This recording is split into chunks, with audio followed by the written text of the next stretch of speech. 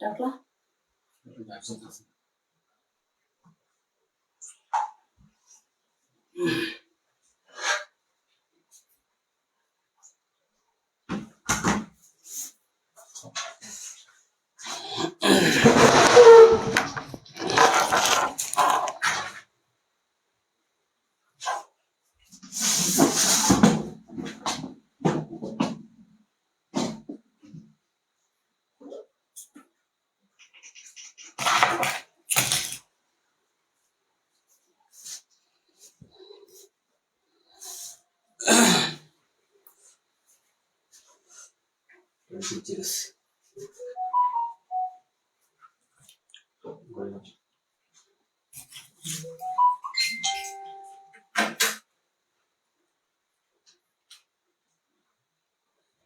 Mobile কোনটা নিবা?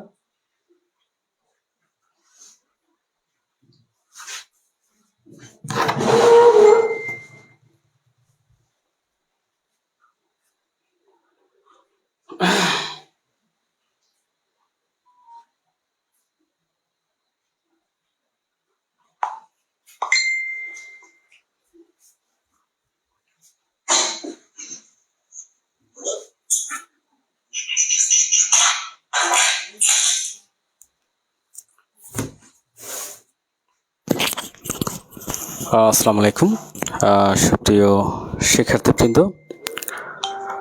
Sound clear শোনা যাচ্ছে কিনা, ভিডিও ক্লিয়ার দেখা যাচ্ছে কিনা একটু কমেন্ট করবেন সবাই।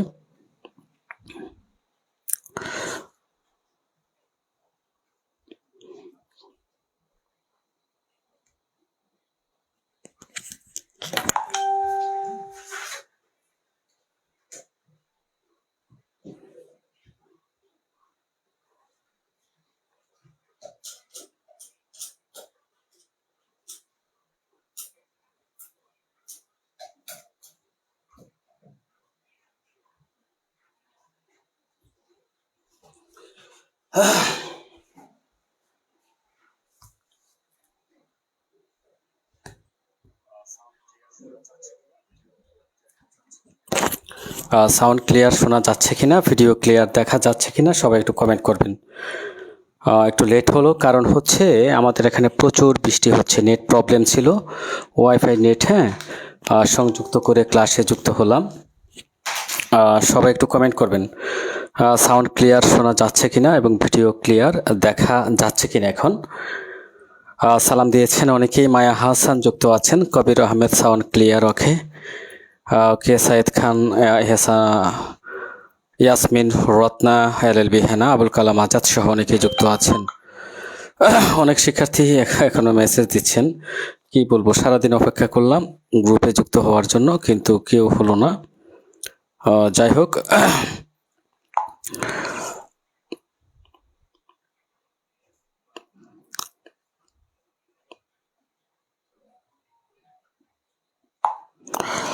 যারা যুক্ত আছেন সবাই কমেন্ট করবেন সাউন্ড ক্লিয়ার শোনা যাচ্ছে কিনা, ভিডিও ক্লিয়ার দেখা যাচ্ছে কিনা। ওকে, প্রিয় শিক্ষার্থীবৃন্দ, এই মুহূর্তে অনেকেই যুক্ত আছেন, সবাইকে জানাচ্ছি দুরন্ত ল একাডেমির পক্ষ থেকে আমি অ্যাডভোকেট আশরাফুল আলম, অনেক অনেক প্রীতি এবং শুভেচ্ছা। অনেক শিক্ষার্থী যুক্ত আছেন, ইনশাআল্লাহ আমরা দেওয়ানি কার্যবিধির প্রথম ক্লাসে আপনাদেরকে স্বাগতম জানাচ্ছি। আমরা এই ভিডিওর মাধ্যমে আলোচনা করব দেওয়ানি কার্যবিধির ধারা 1 থেকে 33 পর্যন্ত। এই যে আমি আপনাদেরকে গতকাল যে সাজেশনটি প্রদান করেছিলাম যে দেওয়ানি কার্যবিধি আপনার পানির মতো সহজ মনে হবে যদি টেকনিক অনুযায়ী পড়েন। এই যে প্রথমে বলেছিলাম যে একটি মামলা শুরু থেকে চূড়ান্ত নিষ্পত্তি পর্যন্ত কত ধারা থেকে কত ধারা দেখি, এবং কত আদেশ থেকে কত আদেশ, কার কার মনে আছে কমেন্ট করবেন। নেট একটু প্রবলেম হতে পারে। আজকে প্রচুর বৃষ্টি আমাদের এখানে, নেট প্রবলেম ছিল, নেট 2 ঘন্টা ছিল না। তো আমি খুবই ভয়ে ছিলাম যে ক্লাস করতে পারি কিনা আল্লাহ জানে। সো আলহামদুলিল্লাহ নেট ঠিক হয়ে গেল। হ্যাঁ, ময়মনসিংহ থেকে এখানে লোক এনে কিন্তু নেট প্রবলেম ঠিক করানো হলো। হ্যাঁ, অনেক প্রবলেম ছিল আমাদের এই এলাকাতে নেটের। হ্যাঁ, ওয়াইফাই নেট খুবই প্রবলেম ছিল। স্যার সালাম রইল, সুকান্ত পাল। ওকে, একটু সবাই কমেন্ট করবেন যে আমাকে এখন দেখা যাচ্ছে কিনা এবং ভিডিও ক্লিয়ার দেখা যাচ্ছে কিনা বা সাউন্ড ক্লিয়ার শোনা যাচ্ছে কিনা। ওকে ওকে, আমরা যে গ্রুপে ক্লাসটা নেওয়ার কথা ছিল আজকে কিন্তু ওই গ্রুপেও ক্লাস হচ্ছে না, কারণ অনেক শিক্ষার্থী নতুন অ্যাড হয়েছেন, তারা গ্রুপে জয়েনই হতে পারেননি। সো আপনারা আমি যে কমেন্টটা দিতে বললাম, আপনারা সবাই একটু কমেন্ট করেন যে দেওয়ানি কার্যবিধির কত আদেশ থেকে কত আদেশ পর্যন্ত একটা মামলা শুরু থেকে চূড়ান্ত নিষ্পত্তি হবে এবং কত ধারা থেকে কত ধারা পর্যন্ত। আমরা প্রথম পদক্ষেপ হচ্ছে আমাদের প্রথম পদক্ষেপ হচ্ছে একটা মামলা শুরু এবং নিষ্পত্তি, চূড়ান্ত নিষ্পত্তি। এই যে দুইটা বিষয় আমাদের এই প্রথমেই দুইটা বিষয় জানতে হবে। তো 1 থেকে 33 ধারা পর্যন্ত আমরা আজকের ক্লাসে আলোচনা করব এবং আগামীকাল 1 থেকে 8, পরশু 9 থেকে 20, এই যে আদেশ, এই তিনটি ক্লাসে আমরা কি করব? আমাদের প্রথম পদক্ষেপ হচ্ছে একটা মামলা কিভাবে দায়ের করা হয়, কিভাবে চূড়ান্তভাবে নিষ্পত্তি হয়। এই যে আমরা 3টা ক্লাসে, এখান থেকে আমাদের টার্গেট হচ্ছে মিনিমাম 10টি এমসিকিউ আমাদের এখান থেকে তুলতে হবে, ক্যারি করতে হবে। ববি ব্যানার্জি যুক্ত আছেন, শারমিন সুলতানা ঢালিয়া যুক্ত আছেন। তো ক্লাসটা শুরু করার পূর্বে আপনাদের বিরুদ্ধে একটা অভিযোগ, এই অভিযোগটি আমি না বললেই নয়। এই অভিযোগটি হচ্ছে অনেক আমাদের এই গ্রুপে যে সকল শিক্ষার্থী যুক্ত আছেন তন্মধ্যে এখানে ফিমেল অর্থাৎ মেয়েরাই বেশি যুক্ত, মেয়ে শিক্ষার্থী আমাদের এই গ্রুপে বেশি। তো এই মেয়ে শিক্ষার্থী এখানে দেখেন, আমাদের এখানে প্রায় 140 জন যুক্ত হয়ে গেছেন ইতিমধ্যেই। তো 100 হচ্ছে স্টুডেন্ট মেয়ে আর 40 জন হচ্ছেন ছেলে। তো এই যে 40 জন ছেলেদের মধ্যে থেকে অনেকেই নাকি দেখা যাচ্ছে আমাদের গ্রুপের যে সকল মেয়েদের নাম্বার আছে হোয়াটসঅ্যাপ গ্রুপে, এই নাম্বারগুলো আপনারা কালেক্ট করে তাদেরকে অপ্রাসঙ্গিকভাবে বিভিন্ন রকমের প্রশ্ন করেন, বিভিন্ন রকমের কি করেন, কল করেন, ডিস্টার্ব করেন উইথাউট পারমিশন ছাড়াই। এখন দেখা যাচ্ছে আপনারা এই গ্রুপে যারা যুক্ত আছেন এখানে সবাই হচ্ছেন স্টুডেন্ট। এখন আপনারা যদি এরকম করেন, এখানে দেখা যাচ্ছে অনেক মেয়ে কমেন্ট করে, অনেক মেয়ে দেখা যাচ্ছে আমাদের গ্রুপে যুক্ত আছেন। এখন আপনারা যদি দেখা যাচ্ছে তাদেরকে ডিস্টার্ব করেন, তো এটা কিন্তু দেখা যাচ্ছে একটা কি হয়, এটাও কিন্তু একটা মানহানি, এটা করা যাবে না। যারা যুক্ত আছেন তাদের উদ্দেশ্যে আমি একটা সতর্ক বাণী করে দিচ্ছি, এরকম অভিযোগ যদি আসে আমি তাদেরকে কিন্তু গ্রুপ থেকে রিমুভ করব, একদম ব্লক করে দেব। এটা ভুলেও করবেন না। এখানে যারা যুক্ত আছেন সবাই আমরা ভাই বোনের মতো। এখানে আপনাদের যদি কোনো কিছু জানা থাকে, পারমিশন নিতে হবে, কথা বলতে পারি কিনা, ওইটা হচ্ছে অন্য রকমের বিষয়। তো আপনি বিনা পারমিশনে আপনি নক করলেন, এমন একটা মেসেজ আমাকে করা হয়েছে। আমার কাছে একজন মেয়ে স্টুডেন্ট আমাকে একটা মেসেজ পাঠালো, যেটা আসলে খুবই ন্যাক্কারজনক, খুবই ন্যাক্কারজনক এরকম একটা অবস্থা। সো আমি কি বলবো, এরকম মেসেজটা আমি দেখি, মেসেজটা আমি আপনাদেরকে একটু পড়ে শোনাই। এটা সতর্ক হতে হবে, এটা যদি না হন, যাই হোক, বাই দ্য ওয়ে এটা যাচ্ছেও না। তো আমি আপনাদেরকে যে রিকোয়েস্টটা করব, এটা হচ্ছে রিকোয়েস্টটা হচ্ছে যে আপনারা কেউ কখনো কারো বিনা অনুমতিতে কারো হোয়াটসঅ্যাপে মেসেজ করবেন না, টেক্সট দিবেন না, এবং কাউকে কোনো কিছু জিজ্ঞাসা করার দরকার নাই। যদি আপনার কোনো কিছু জানার থাকে, জিজ্ঞাসা করার দরকার থাকে, আমাকে কল করবেন, মেসেজ করবেন। আমি ফোন অনেক সময় ব্যস্ত থাকি, সত্যি আমি অনেক ব্যস্ত, তবুও যদি আমি পাই আমি আপনাদের মেসেজ রিপ্লাই দেওয়ার চেষ্টা করি, কল ধরার চেষ্টা করি, তবুও মেসেজ করে রাখবেন। হ্যাঁ স্যার, লেখা দেখা যাচ্ছে না, দেখা যাবে, সমস্যা নেই, দেখা যাবে। তো আজকে নেট একটু প্রবলেম, আজকেই প্রবলেম, কারণ অনেক বৃষ্টি, নেটেও একটু সমস্যা ছিল। নেটের যে টাওয়ার ছিল সেখানে একটা যান্ত্রিক ত্রুটি হওয়ার কারণে আমাদের এই এরিয়াতে 3 ঘন্টা নেট ছিল না। আমি খুবই সন্দেহ ছিলাম যে আসলে ক্লাসটা করতে পারবো কি না। পরবর্তীতে দেখা যাচ্ছে নেটটা ঠিক হয়। স্যার যারা এসব করে ওদের ফোন নম্বর সহ গ্রুপে দিন, দেখি ওরা কারা। হ্যাঁ আছে, আমি দেখছি, আমাকে যাদেরকে ডিস্টার্ব করা হয়েছে তারা দিয়েছেন। তাই আমি সতর্ক করছি, আমি কারো মানহানি করতে চাচ্ছি না, আপনারা ঠিক হয়ে যান।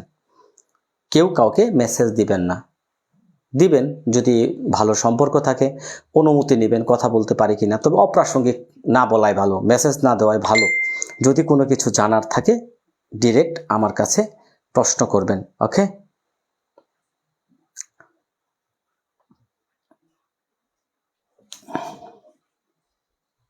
যাই হোক আমরা ক্লাসে চলে যাচ্ছি। হ্যাঁ, কেউ কিছু মনে করবেন না, আমি আসলে এগুলো না বললেই নয়, আমি ডাইরেক্ট ক্লাসে চলে যাচ্ছি। আজকের আলোচনার বিষয় হচ্ছে ওকে, আমাদের আজকের আলোচনার বিষয় আমরা বলে নিচ্ছি।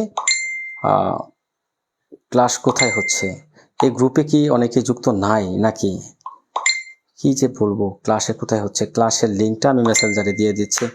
অনেকেই বলতেছে ক্লাস কোথায় হচ্ছে, আমি তো গ্রুপে ক্লাসের লিঙ্ক দিয়ে দিলাম। আর আমাদের যারা স্টুডেন্ট সবাই তো গ্রুপে যুক্ত নাকি, সবাই তো গ্রুপে যুক্ত আছে, তাহলে এরকম কেন হয় আমি বুঝতে পারলাম না আপনাদের বিষয়টা। একটু হ্যাঁ ওয়েট, যেহেতু অনেক নতুন স্টুডেন্ট এখানে যুক্ত হয়েছেন, অনেকে এইগুলো বিষয়টা বুঝতে পারেন না, সো সেই কারণে একটু প্রবলেম হতে পারে প্রথম দিন। হ্যাঁ, মেসেঞ্জার গ্রুপেও আমি এটা দিয়ে দিই লিঙ্কটা।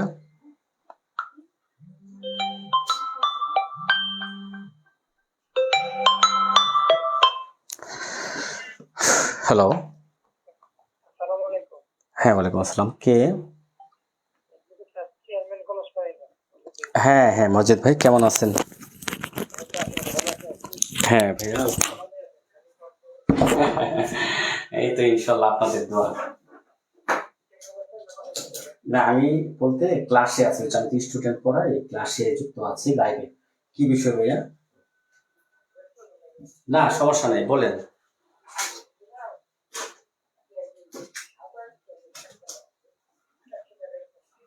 আচ্ছা, মানে স্টেম যে স্বাক্ষর দিছে সে কি আইনগত ব্যবস্থা নিতে চাচ্ছে নাকি?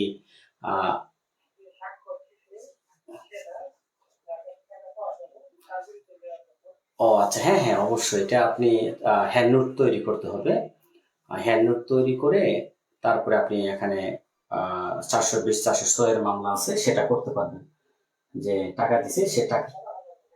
হ্যাঁ হ্যাঁ 100%, যেহেতু স্টেম আছে 100% ফলাফল আসবে ইনশাল্লাহ। ইনশাল্লাহ ভাইয়া, ওকে, খুদা হাফেজ।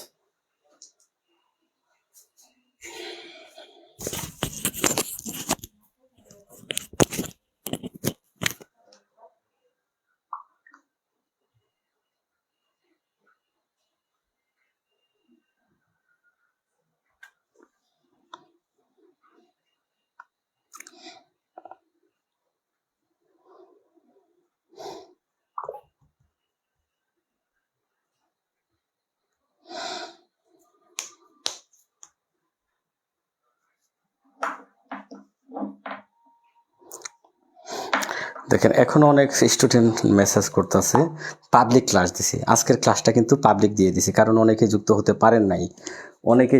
পারেন নাই, সো সেই কারণেই আজকের ক্লাসটা পাবলিক দিয়ে দিছি। আমার একটা নতুন পেজে, দুরন্ত ল একাডেমির নতুন পেজে ক্লাসটা দিয়েছি।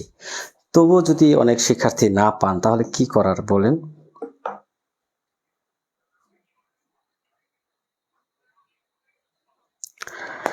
হ্যাঁ আজকের তারিখ, ওকে, আজকের যে ক্লাস, আজকের তারিখ হচ্ছে 5 তারিখ, তাই না?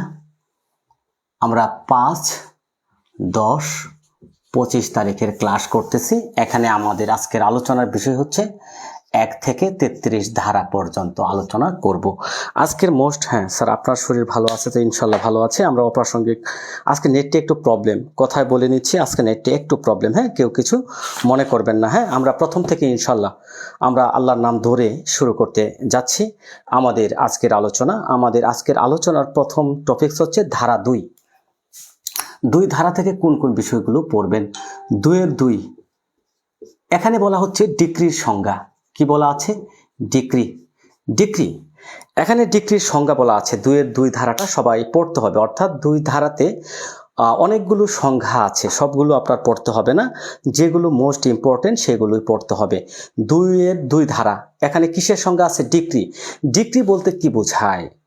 এটা প্রশ্ন হবে না আপনার শুধু প্রশ্ন যদি হয় যে ডিক্রি বলতে কি বোঝায় বা ডিক্রি কাকে বলে, এইরকম প্রশ্ন হওয়ার সম্ভাবনা কম। প্রশ্ন হতে পারে ডিক্রির সংজ্ঞা কোথায় আছে, এটা শুধু আপনি মনে রাখবেন এমসিকিউ এর জন্য। ডিক্রির সংজ্ঞা 2-2, সাথে আপনি 2-9টা মনে রাখতে পারেন। 2-9 এটা হচ্ছে রায়ের সংজ্ঞা। শুধু সংজ্ঞাটা মনে রাখবেন। এই মুহূর্তে যতটুকু দরকার আমরা ততটুকু শিখবো, এখানে সংজ্ঞা মুখস্থ করা যাবেন না, দরকার নাই সংজ্ঞা। তবে 2-2 ডিক্রি, 2-9 আপনার কি আছে? 2-9 আছে রায়। তবে ডিক্রি নিয়ে আমরা আরো কিছু আলোচনা করি। দেখেন, ডিক্রি বলতে এখানে যে বিষয়টা বলা হচ্ছে, ডিক্রি বলতে কোনো আদালত কর্তৃক আনুষ্ঠানিকভাবে প্রকাশিত এমন বক্তব্য যা মোকদ্দমার তর্কিত বা সমগ্র বিষয়কে কি করে পক্ষগণের যে অধিকার সেটাকে চূড়ান্তভাবে নির্ধারণ করে। অর্থাৎ এই যে দুইটা পক্ষ থাকে এখানে, বাদী ভার্সেস বিবাদী, এই দুইটা বিবাদীর মধ্যে যে একটা বিবাদমান সমস্যা, তর্কিত বিষয় থাকে, এই যে বাদী এবং বিবাদী এই দুইজনের মধ্যে যে তর্কিত বিষয় থাকে, এই তর্কিত বিষয়টাকে আদালত কি করে? সাক্ষ্য প্রমাণ শেষে চূড়ান্তভাবে প্রকাশিত আদালতের চূড়ান্তভাবে প্রকাশিত, দেখেন, চূড়ান্তভাবে প্রকাশিত এমন একটা বিষয় যেটা একজন পক্ষের তর্কিত বিষয় বা অধিকারকে চূড়ান্তভাবে নির্ধারণ করে দেয়। আপনি মুখস্থ করতে যাওয়ার দরকার নাই, এখানে আপনি মনে রাখবেন ডিক্রির সংজ্ঞা 2-2। তবে এখানে দেখেন আরো আছে কি? এখানে ডিক্রি দুইটা বিষয় ডিক্রি বলে গণ্য হবে। এখানে আরো দুইটা বিষয় আছে। এই দুইটা বিষয় হচ্ছে রেস্টিটিউশন বা প্রত্যর্পণ।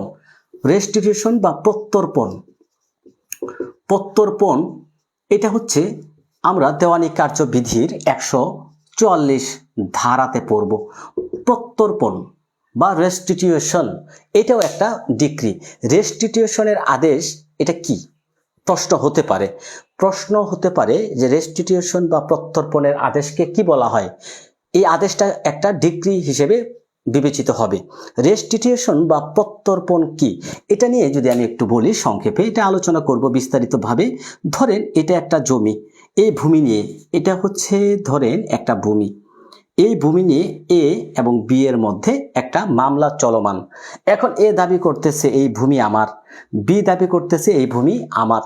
দুইজনের মধ্যে এই ভূমিটা নিয়ে সহকারী জাজ আদালতে ধরেন একটা মামলা চলমান আছে। কোথায়? সহকারী জাজ আদালতে। এখন এই মামলাটা চলমান থাকা অবস্থায় সহকারী জাজ আদালত একটা ডিক্রি দিলেন। এই ডিক্রিটা পেলেন বি এর পক্ষে ডিক্রি দিলেন। কার পক্ষে? এই ডিক্রিটা দিলেন বি এর পক্ষে। এখন বি কি করলো? এই জমিটা তার ডিক্রি জারি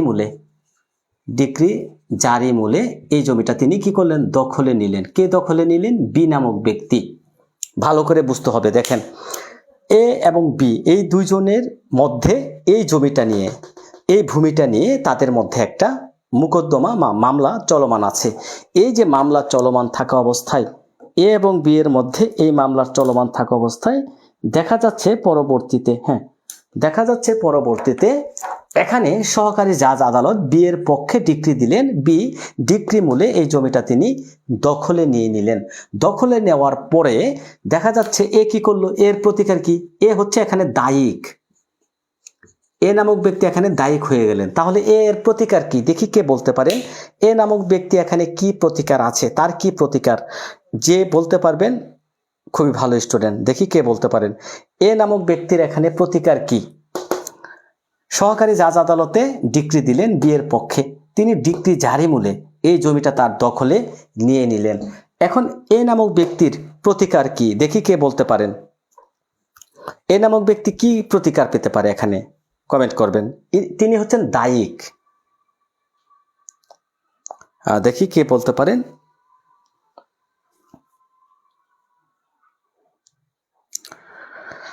সবাই কমেন্ট করবেন।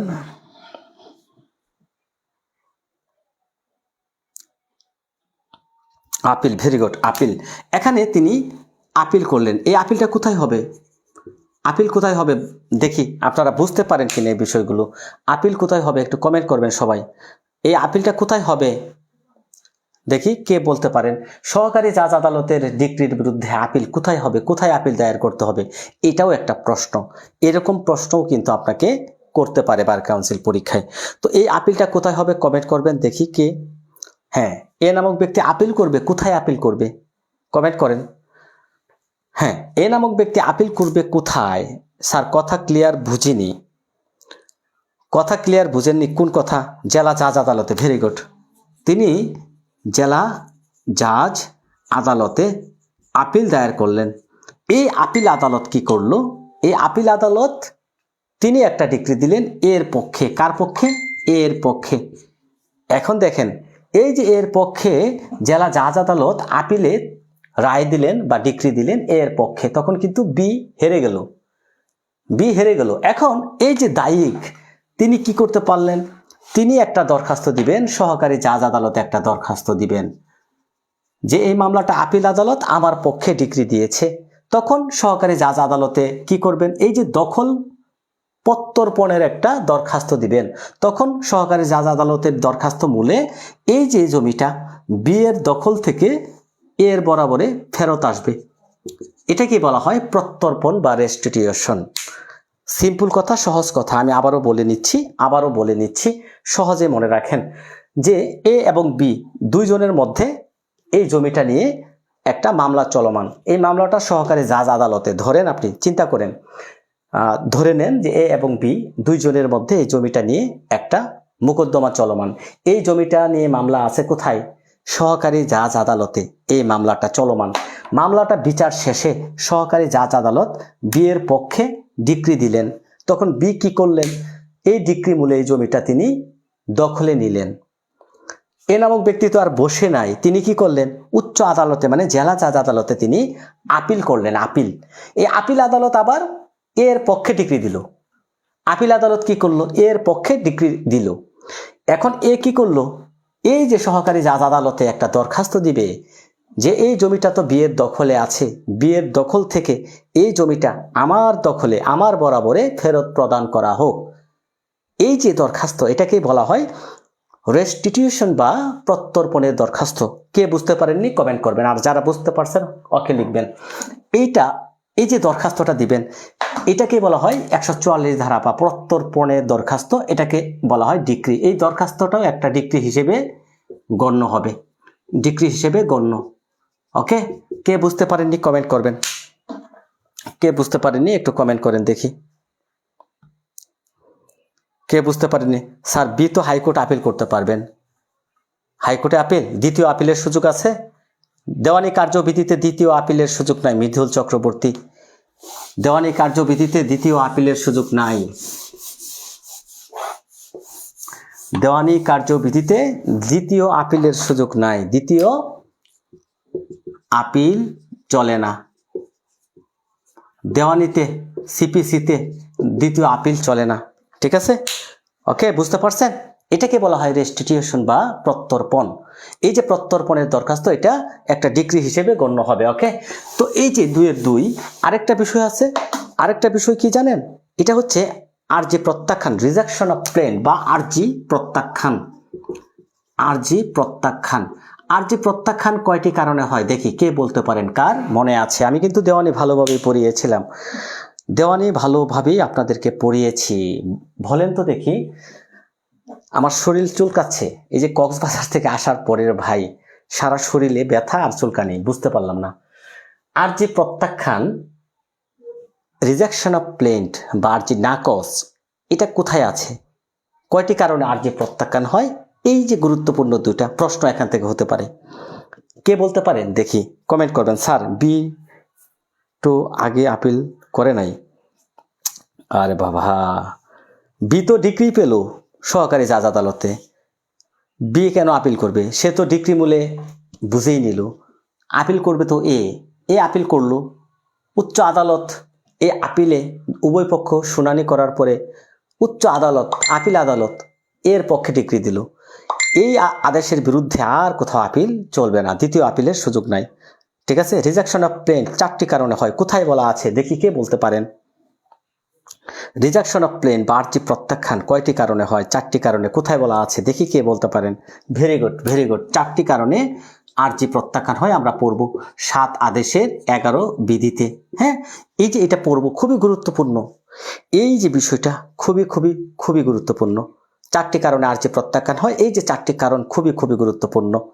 মামলার কারণ না থাকলে, কজ অফ অ্যাকশন না থাকলে, হ্যাঁ, তামাদিতে বাড়িতে হলে, মূল্যবান কম হলে, কম কুটফি দিয়ে মামলা করলে, এই যে এরকম 4টি কারণ আছে, আমরা বিস্তারিত আগামী ক্লাসে পড়ব। এই যে 4টি কারণ 7-এর 11 বিধি, 7 আদেশের 11 বিধিতে বলা হচ্ছে 4টি কারণে আর্জি প্রত্যাখ্যান হয়।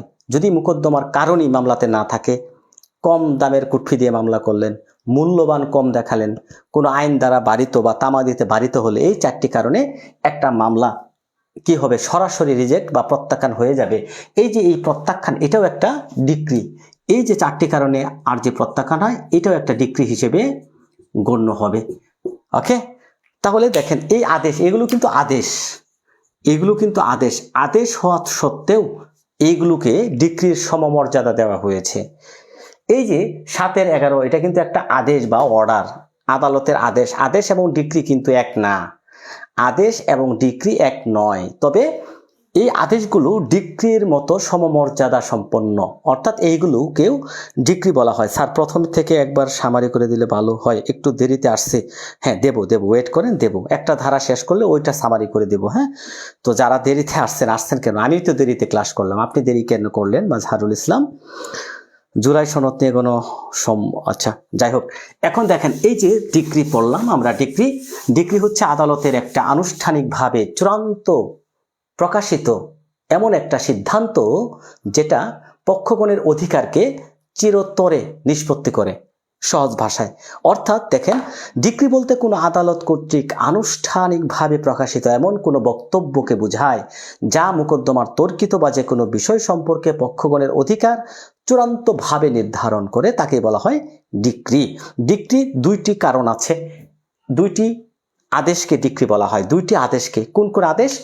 মনে করেন 144 ধারা, আরেকটা কি 7-এর 11 আদেশ। এই 2টা আদেশ ডিক্রি হিসেবে গণ্য, এই 2টা আদেশ ডিক্রি হিসেবে গণ্য। ঠিক আছে। এখন ডিক্রি হিসেবে গণ্য হবে না, আরো ডিক্রি হিসেবে গণ্য হবে না কোনগুলো?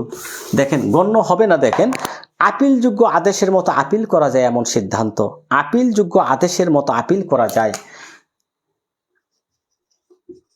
আপিলযোগ্য আদেশের মতো আপিল করা যায়, এগুলো ডিক্রি নয়, এগুলো ডিক্রি নয়। হ্যাঁ, ডিক্রি নয়। আরেকটা কি বলা হচ্ছে দেখেন, অনুপস্থিতির জন্য, এই যে বাদী আদালতে অনুপস্থিত, বাদী গড় হাজির যাকে বলা হয়, গড় হাজির, বাদী তারিখের দিন আদালতে হাজির নাই, মামলাটা কি হলো? মামলা খারিজ হয়ে গেল। এটা কিন্তু ডিক্রি হবে না, এটা ডিক্রি নয়, এটাকেও ডিক্রি বলা যাবে না। ঠিক আছে। বাদী গড় হাজির, অর্থাৎ বাদী গড় হাজির যদি থাকে, এটাকেও ডিক্রি হিসেবে গণ্য করা যাবে না। ওকে, বুঝতে পেরেছেন কিনা কমেন্ট করবেন। আমরা ডিক্রি থেকে আর কিছু পড়বো না, কারণ আমরা যতটুকু দরকার, যতটুকু প্রয়োজন, ততটুকুই পড়বো। দেখেন, প্রশ্ন এখান থেকে আসছে। বিগত সালে 7ম বিজিএস পরীক্ষায় এই প্রশ্নটা করা হয়েছে। সিভিল প্রসিডিউর কোডের, আমি প্রশ্ন যখন পড়বো চটপট করে উত্তর করবেন, কারণ প্রশ্নটা শুনবেন কান দিয়ে, আপনি হাতে লিখবেন কমেন্টে, এটা কিন্তু মুখস্থ হয়ে যাবে। কারণ বিগত সালের প্রশ্নগুলো থেকেই 70%, দেখেন বিগত সালের প্রত্যেকটা প্রশ্ন ভিত্তিক যে ধারাগুলো আছে, ওই ধারাগুলো থেকে 70% প্রশ্ন আপনাদেরও থাকবে। সো প্রশ্ন পড়ার সাথে সাথে কমেন্ট করবেন। রিক্তা, একটু ফ্যান দাও। যে সিভিল প্রসিজার কোডের 144 ধারার অধীনে প্রত্যর্পণের বিষয়ে কোনো সিদ্ধান্ত হলে সেটি হবে একটি রায়, ডিক্রি, আদেশ নাকি রিভিউ? ফ্যানটা দাও ঘুরায়া। সিভিল প্রসিজার কোডের যে 144 ধারার প্রত্যর্পণের আদেশ, এটা কি একটা রায় নাকি আদেশ নাকি ডিক্রি নাকি রিভিউ।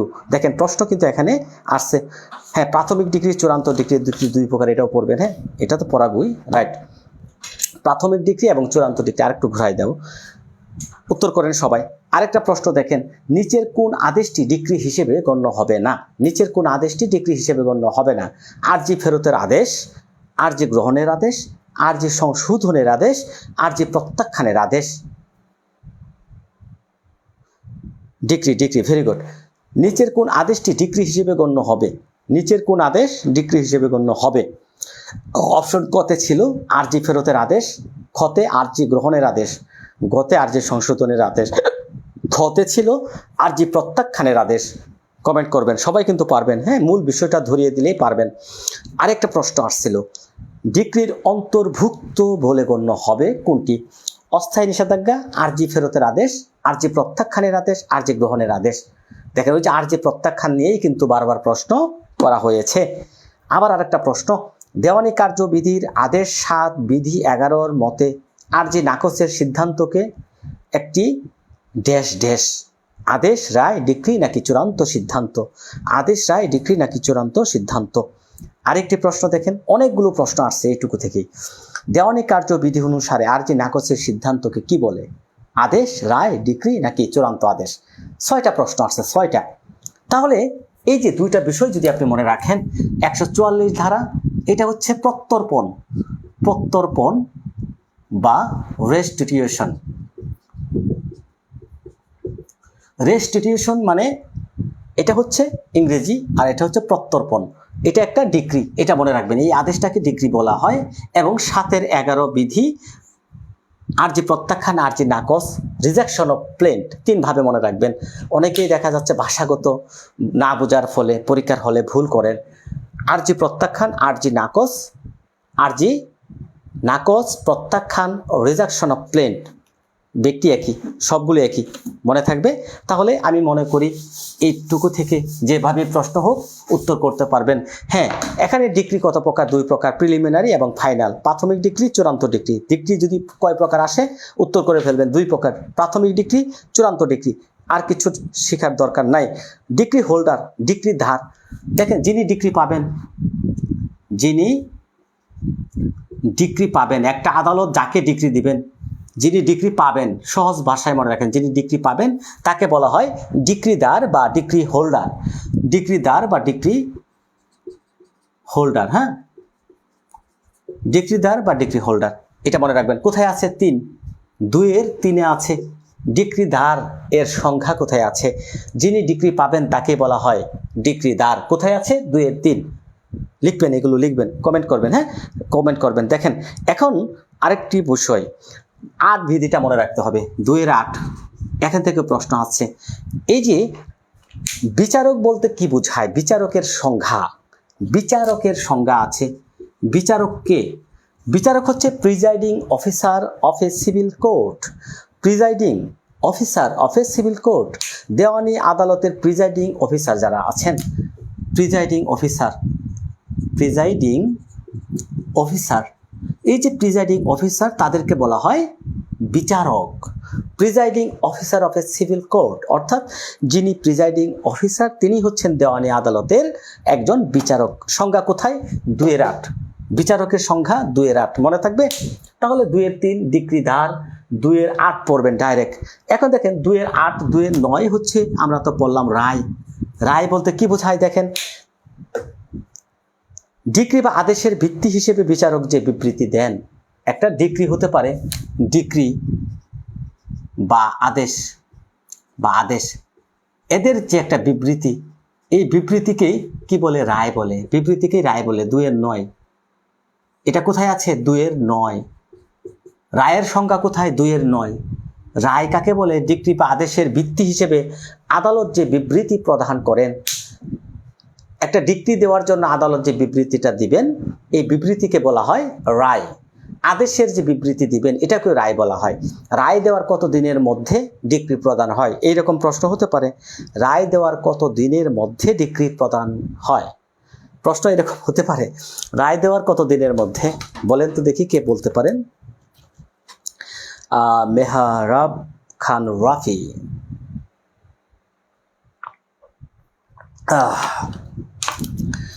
ওকে,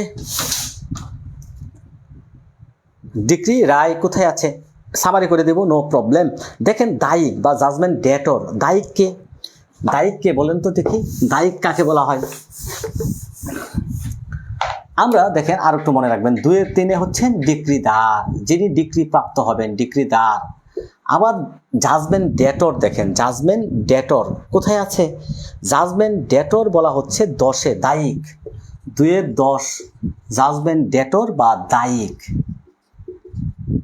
দেখেন তাহলে ডিক্রিদার যিনি ডিক্রি পাবেন ভার্সেস দায়িক যিনি মামলায় হেরে যাবেন, দায়িক।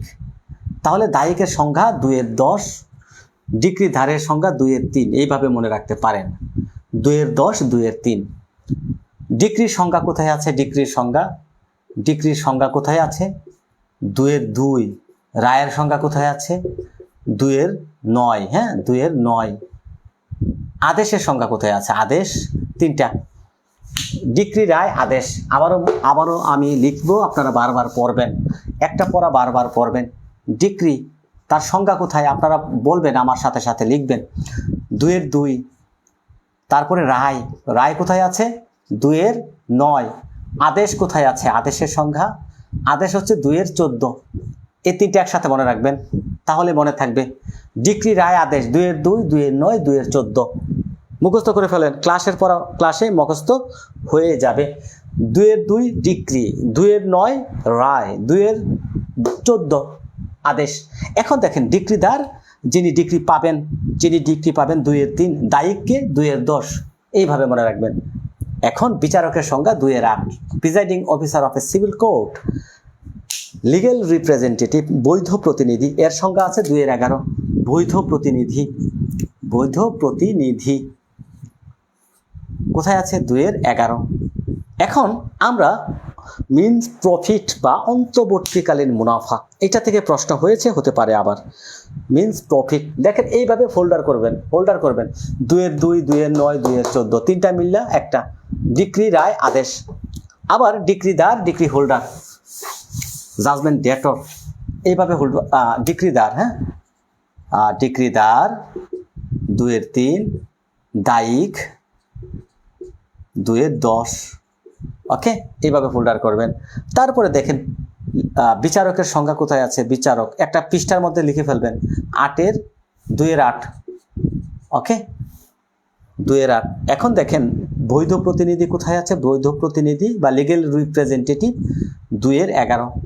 এখন সবচেয়ে গুরুত্বপূর্ণ হচ্ছে অন্তর্বর্তীকালীন মুনাফা বা মিনস প্রফিট, এটা আপনাদেরকে পড়তেই হবে। মিনস প্রফিট বা অন্তর্বর্তীকালীন মুনাফা, অন্তর্বর্তীকালীন মুনাফা বা মিনস প্রফিট কাকে বলে এটা আপনাকে জানতেই হবে, খুবই গুরুত্বপূর্ণ। 2টা প্রশ্ন করা হয়েছে, 2টা না 3টা। বেআইনিভাবে দখল করে যে মুনাফা অর্জন হয় তাকে বলা হয় মিনস প্রফিট। ধরেন 2 এর 12 আমরা আলোচনা করব, অন্তর্বর্তীকালীন মুনাফা এটা কেমন? অন্তর্বর্তীকালীন মুনাফা বা মিন প্রফিট এটা কি? ধরেন এই একটা জমি এ নামক ব্যক্তির দখলে আছে এবং তার মালিকানা সত্ত্ব সবই আছে। এখন বি নামক ব্যক্তি কি করলো? একটা মাস্তান প্রকৃতির লোক, সে এই জমিটা কি করলো? বেআইনিভাবে দখল করতে হবে। শর্ত কি?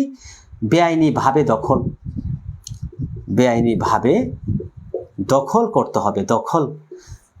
এবং এখানে কি করতে হবে? বেআইনিভাবে দখল করার পরে এখান থেকে স্বাভাবিকভাবে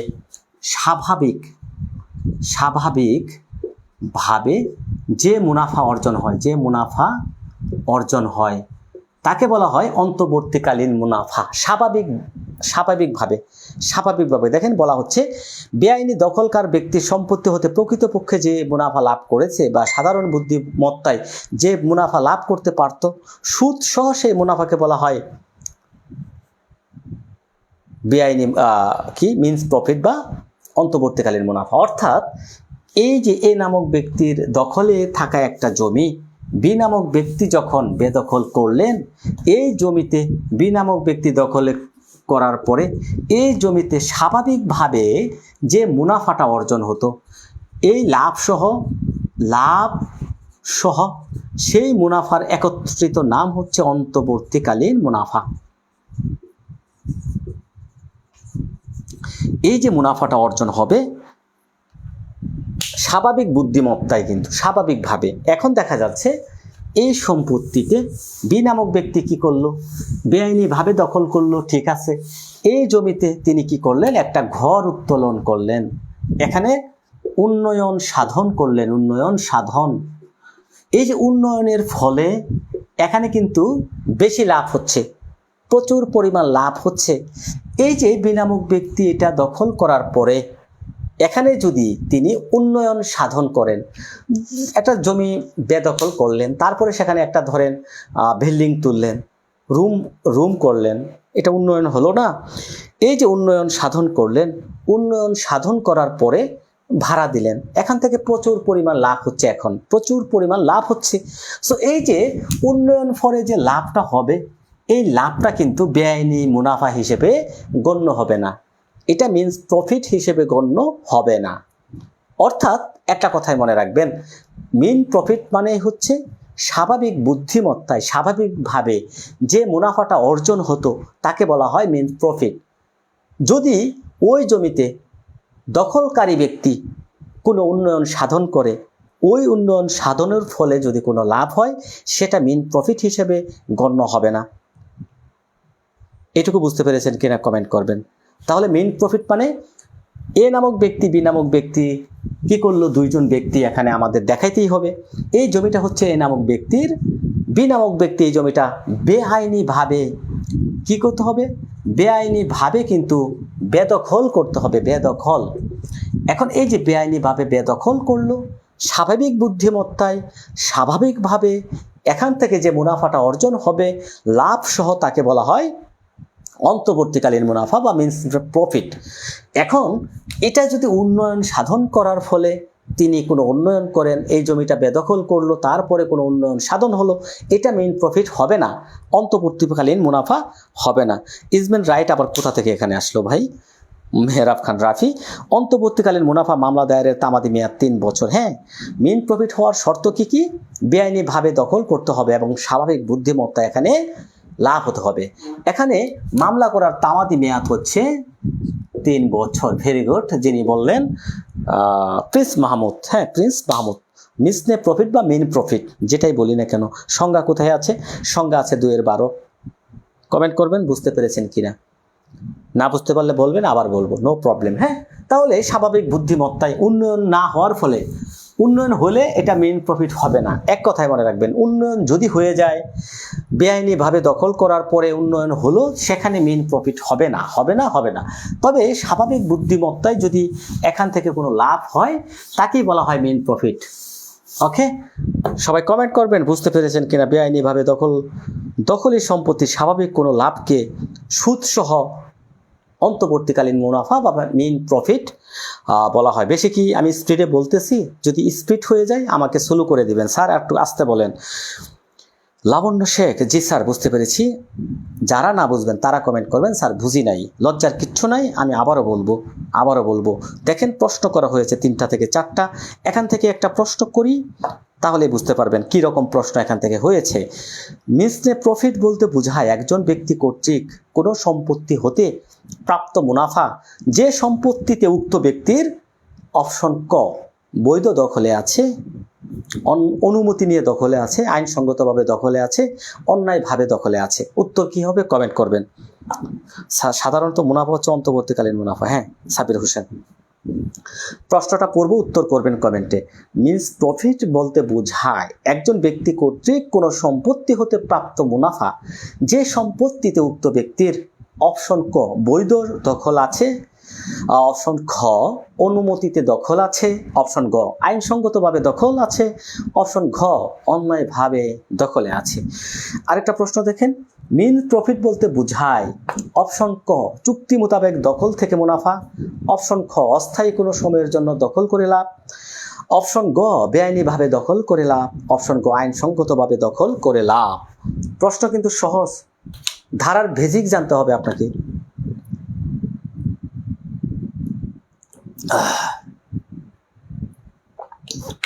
কক্সবাজার ডুব পেরে, বুঝছেন, পানিতে ডুব পেরে আমার চেহারাও শেষ, শরীরও শেষ। ওকে, এখন দেখেন আরেকটা প্রশ্ন, কোনটি অন্তর্বর্তীকালীন মুনাফা হিসেবে গণ্য হবে না? এটার উত্তর করবেন সবাই। কোনটি অন্তর্বর্তীকালীন মুনাফা হিসেবে গণ্য হবে না? অপশন ক, এক্স এল এর সম্পত্তি অন্যায়ভাবে দখল করে তা হতে লাভ পেল। খ, অনুপ্রবেশকারী এক্স এল এর বাড়ি ভাড়া করে ভাড়া সংগ্রহ করল। অপশন গ, এক্স এল এর সম্পত্তি অবৈধ দখল করে সেখানে বাড়ি বানিয়ে ভাড়া দিল। অপশন গ, এক্স অনুমতি ছাড়াই এল এর জমিতে চাষ করে সেখান থেকে লাভ করতে পারল। এই প্রশ্নটার উত্তর কি হবে? অপশন কোনটা হবে? আমি আবারও বলি এই প্রশ্নটা, কোন অন্তর্বর্তীকালীন মুনাফা হিসেবে গণ্য হবে না? কোনটি অন্তর্বর্তীকালীন মুনাফা হিসেবে গণ্য হবে না? এক্স এল এর সম্পত্তি অন্যায়ভাবে দখল করে লাভ করলো, অনুপ্রবেশকারী এক্স এল এর বাড়ি বেদখল করলো, ভাড়া সংগ্রহ করলো, এক্স এল এর সম্পত্তি অবৈধ দখল করে সেখানে বাড়ি বানিয়ে ভাড়া দিল, এক্স এর অনুমতি ছাড়াই এল জমিতে চাষ করলো সেখানে লাভ করলো। কোনটা হবে অপশন? এই প্রশ্নটার উত্তর দেন। এই প্রশ্নটা ধরেন, এটা হচ্ছে ধরেন 5 নাম্বার প্রশ্ন। এই 5 নাম্বারের উত্তর কি হবে?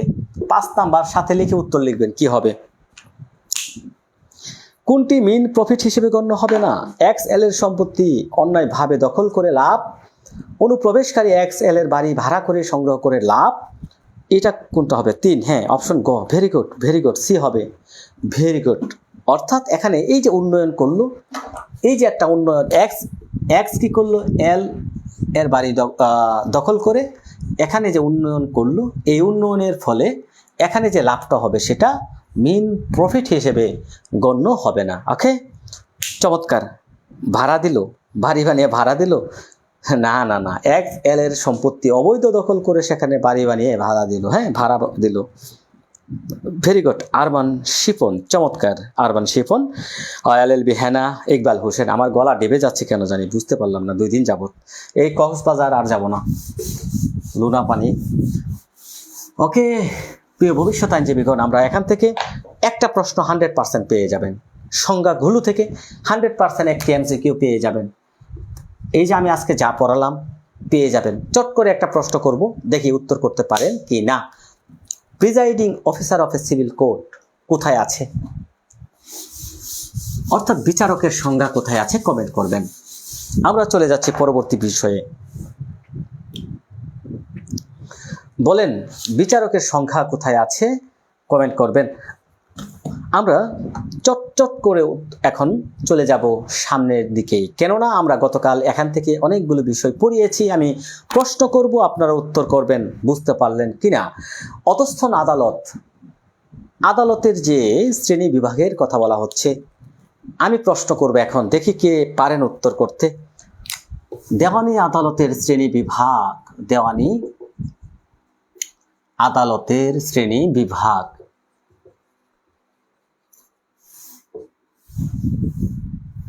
কত ধারায়?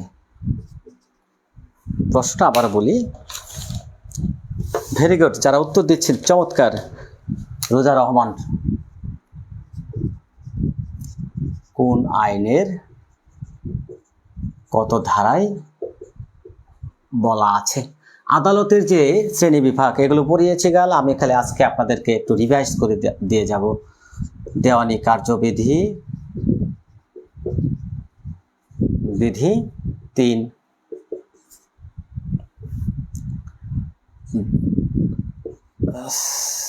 Civil code 1887 3,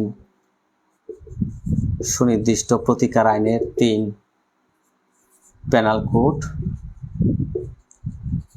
3। দেখি কে পারেন উত্তর করতে। এটার অপশনটা দিবেন আপনারা, অপশন ক, খ, গ, ঘ, A, B, C, D। এটার উত্তর কোনটা হবে?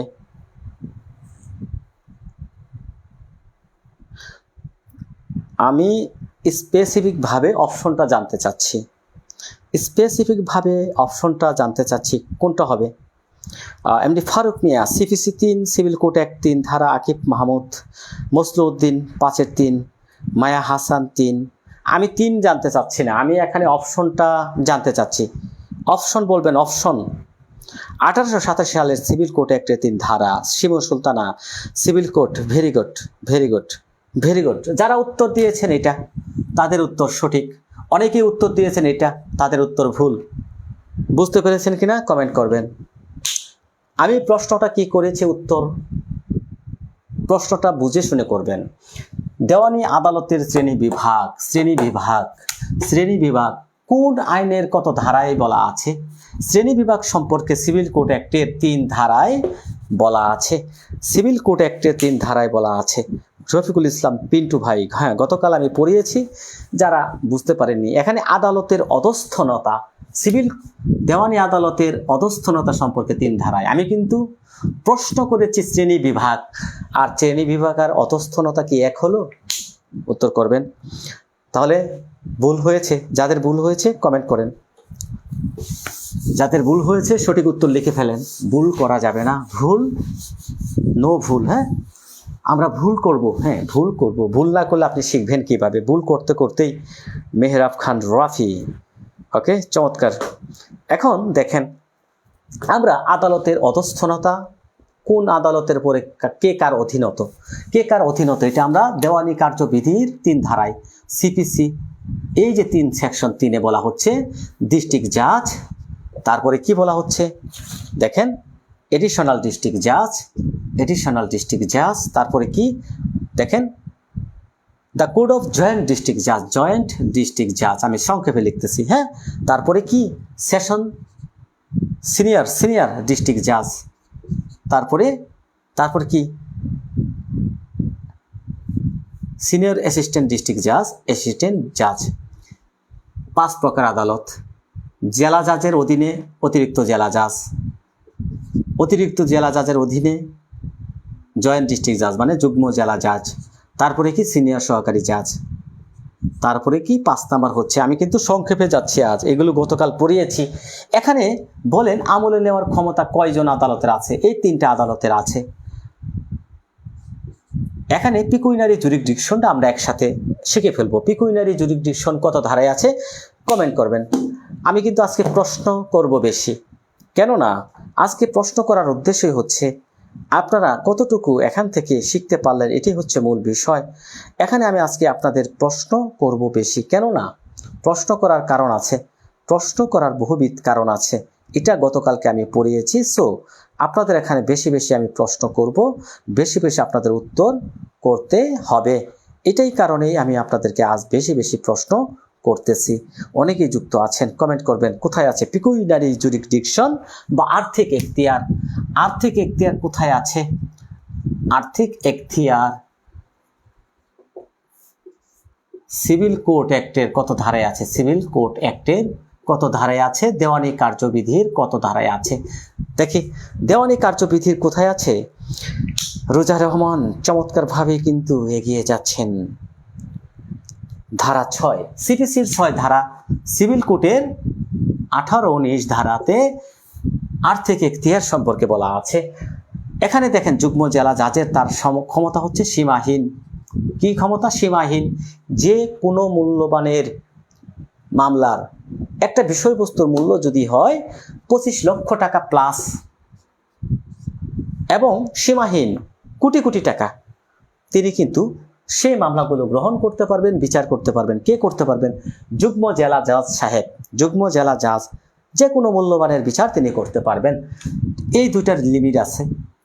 এই যে অ্যাসিস্ট্যান্ট জাজ বা সহকারী জাজ, তার লিমিটটা কত? তার লিমিট হচ্ছে 1 টাকা থেকে 15 লক্ষ টাকা। এটা আমরা গতকাল পড়িয়েছি। এখন প্রশ্ন হচ্ছে সিনিয়র অ্যাসিস্ট্যান্ট জাজ, সিনিয়র সহকারী জাজের আর্থিক এখতিয়ার কত? প্রশ্ন নাম্বার 1, আর্থিক এখতিয়ার কত? সিনিয়র সহকারী জাজের আর্থিক এখতিয়ার কত?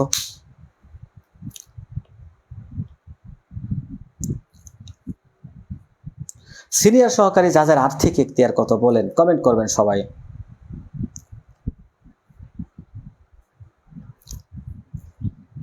$15 লক্ষ টাকা পর্যন্ত। সিনিয়র সহকারী জাজের আর্থিক এখতিয়ারটা কত? হ্যাঁ, ভেরি গুড, 15 লক্ষ টাকা থেকে 25 লক্ষ পর্যন্ত। এখান থেকেও একটি প্রশ্ন কমন আসতে পারে এই দুইটা টপিকস থেকে। দেখেন প্রশ্ন এখান থেকে করা হয়েছিল বিগত সালে, অনেকগুলো প্রশ্ন হতে পারে আপনাদের একটা প্রশ্ন পিকুইনারি জুরিসডিকশন থেকে। ওকে, আমরা 9 ধারাতে চলে যাচ্ছি। 9 ধারাতে চলে যাচ্ছি, বলেন তো কি আছে 9 ধারাতে কি? আচ্ছা, এখান থেকে একটা প্রশ্ন করা হয়েছিল, আমি প্রশ্নটা পড়ব। দেওয়ানি প্রকৃতির মোকদ্দমা বলতে বোঝায়, দেওয়ানি প্রকৃতির মোকদ্দমা বলতে বোঝায়, কি বোঝায়? দেওয়ানি প্রকৃতির মোকদ্দমা বলতে বোঝায় অপশন ক, সম্পত্তি এবং কি? সম্পত্তি বা পদের অধিকার, সম্পত্তি এবং পদের অধিকার, সম্পত্তির অধিকার, পদের অধিকার। 4 নাম্বার সম্পত্তি বা পদের অধিকার। অপশন লিখবেন, অপশন কোনটা হবে? দেওয়ানি প্রকৃতির মোকদ্দমা বলতে কি বোঝাচ্ছে? সম্পত্তি এবং পদের অধিকার, সম্পত্তির অধিকার, পদের অধিকার, সম্পত্তি বা পদের অধিকার।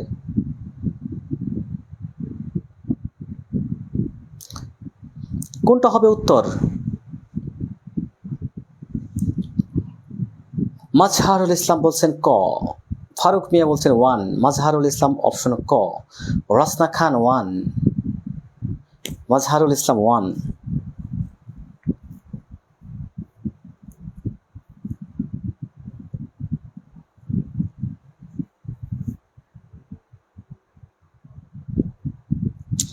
দেওয়ানি প্রকৃতির মোকদ্দমা বলতে কি বোঝায়, অপশনটা কি? ওকে, জয়নাল আবদিন সহ অনেকেই উত্তর দিচ্ছেন, আব্দুল মান্নান সহ। যারা অপশন 1 নাম্বার উত্তর দিয়েছেন তাদের উত্তর ভুল। এই উত্তর যারা দিয়েছেন তাদের উত্তর ভুল। ওকে, এই উত্তরটা যারা দিয়েছেন এবং অধিকার, আকিব মাহমুদও বলছেন এই উত্তর যারা দিয়েছেন এটা ভুল, ক্রস। কেন? নিচে দেখেন সম্পত্তি বা পদের অধিকার, এইরকমই একটা প্রশ্ন কিন্তু বিভ্রান্ত করেছিল আপনাদেরকে, এরকম একটা প্রশ্ন করা হয়েছিল। দেখেন প্রশ্নটা পড়ি। দেখেন, দেওয়ানি প্রকৃতির মোকদ্দমার অর্থ এমন মোকদ্দমা যেখানে সম্পত্তি বা অফিস, সম্পত্তি ও অফিস, শুধু সম্পত্তি শুধু অফিস। এখানে যারা রাইট আনসার দিয়েছেন অপশন ঘ বা ডি, তাদের উত্তর সঠিক, তাদের উত্তর সঠিক। এখানে এই উত্তরটা যারা দিয়েছেন, এই উত্তরটা তাদের উত্তর সঠিক, এই উত্তর যারা দিয়েছেন তাদের উত্তর ভুল। হ্যালো, হ্যাঁ কে? হ্যাঁ হ্যাঁ হ্যাঁ,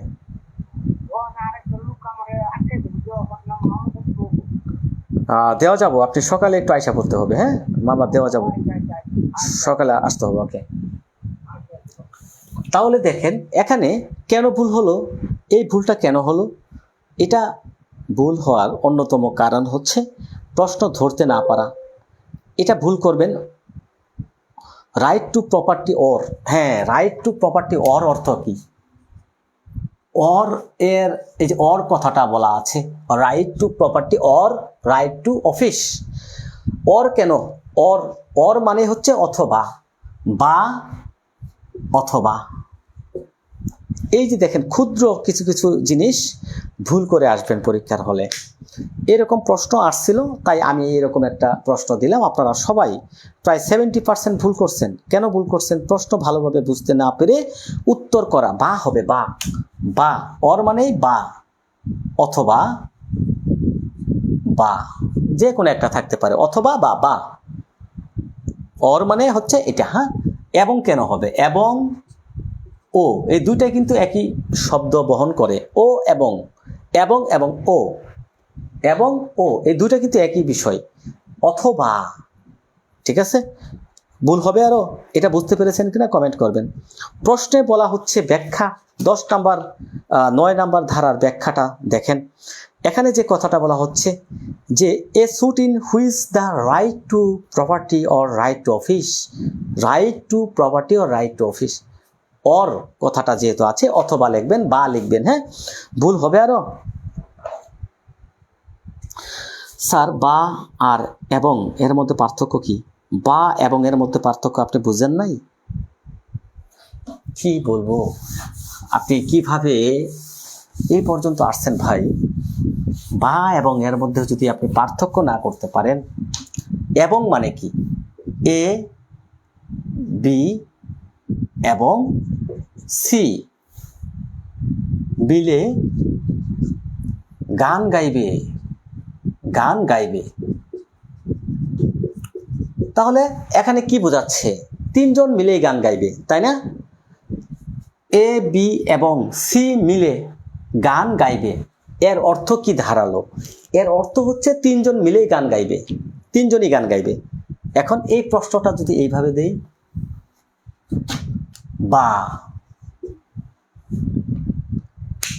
এ বি বা সি কি করবে? গান গাইবে। এর অর্থ কি দাঁড়ালো? এখানে এ এবং বি গান গাইবে, এরা যদি গান না গা অথবা সি গান গাইবে। বুঝতে পেরেছেন সাব্বির হোসেন? বা এবং এই দুটার পার্থক্য কি কমেন্ট দিয়েছিলেন? সাব্বির হোসেন নাকি? এ বি বা সি গান গাইবে মানে কি? এই দুজন না গাইলে সি গাইবে। বা আর যদি বলি এবং,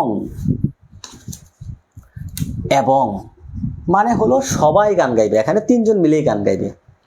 বুঝতে পেরেছেন কিনা কমেন্ট করবেন সবাই। বা এবং যদি আপনাদেরকে পড়াই, এখন বাংলা ব্যাকরণ আপনাকে পড়াতে হবে, বাংলা ব্যাকরণ। আর আমি তো বাংলার ছাত্র না, বাংলা ব্যাকরণ কিভাবে আপনাদের পড়াবো? কমেন্ট করেন তো, বুঝতে পেরেছেন কিনা।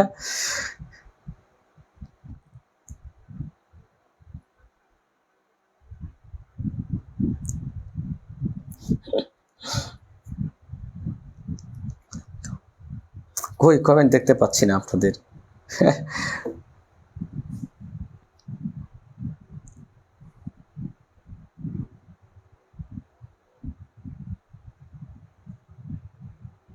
না, অনেকেই বুঝে না। জি স্যার, বুঝতে পারছি। তাহমিনা ইসলাম, ওকে, আমরা চলে যাচ্ছি। দেখেন, দেওয়ানি প্রকৃতির মোকদ্দমা বলতে বোঝাচ্ছে এই দুইটাই। অর্থাৎ এখানে বিষয়বস্তুগত যে এখতিয়ার 9 ধারাতে বলা হচ্ছে court to trial civil suit unless barred. অর্থাৎ যদি নিষেধ না থাকে, দেওয়ানি প্রকৃতির আদালত যে কোনো মোকদ্দমার বিচার করার এখতিয়ার তাদের আছে। নিষেধ না থাকলে, বারিত না থাকলে দেওয়ানি প্রকৃতির মোকদ্দমা যে কোনো মামলা বিচার করতে পারে। এই যে শিরোনামটা ইংরেজিতে যেগুলো সবচাইতে মোস্ট ইম্পর্টেন্ট, আবার বলি, যেগুলো ধারা মোস্ট ইম্পর্টেন্ট শিরোনাম, ইংরেজি হেডলাইনটা মুখস্থ করবেন। যেমন ধরেন, court to trial civil suit unless barred, এই উক্তিটি কোথায় আছে? প্রশ্ন হতে পারে। উত্তর করেন যে court to trial civil suit unless barred, এই উক্তিটি কোথায় দেওয়া আছে?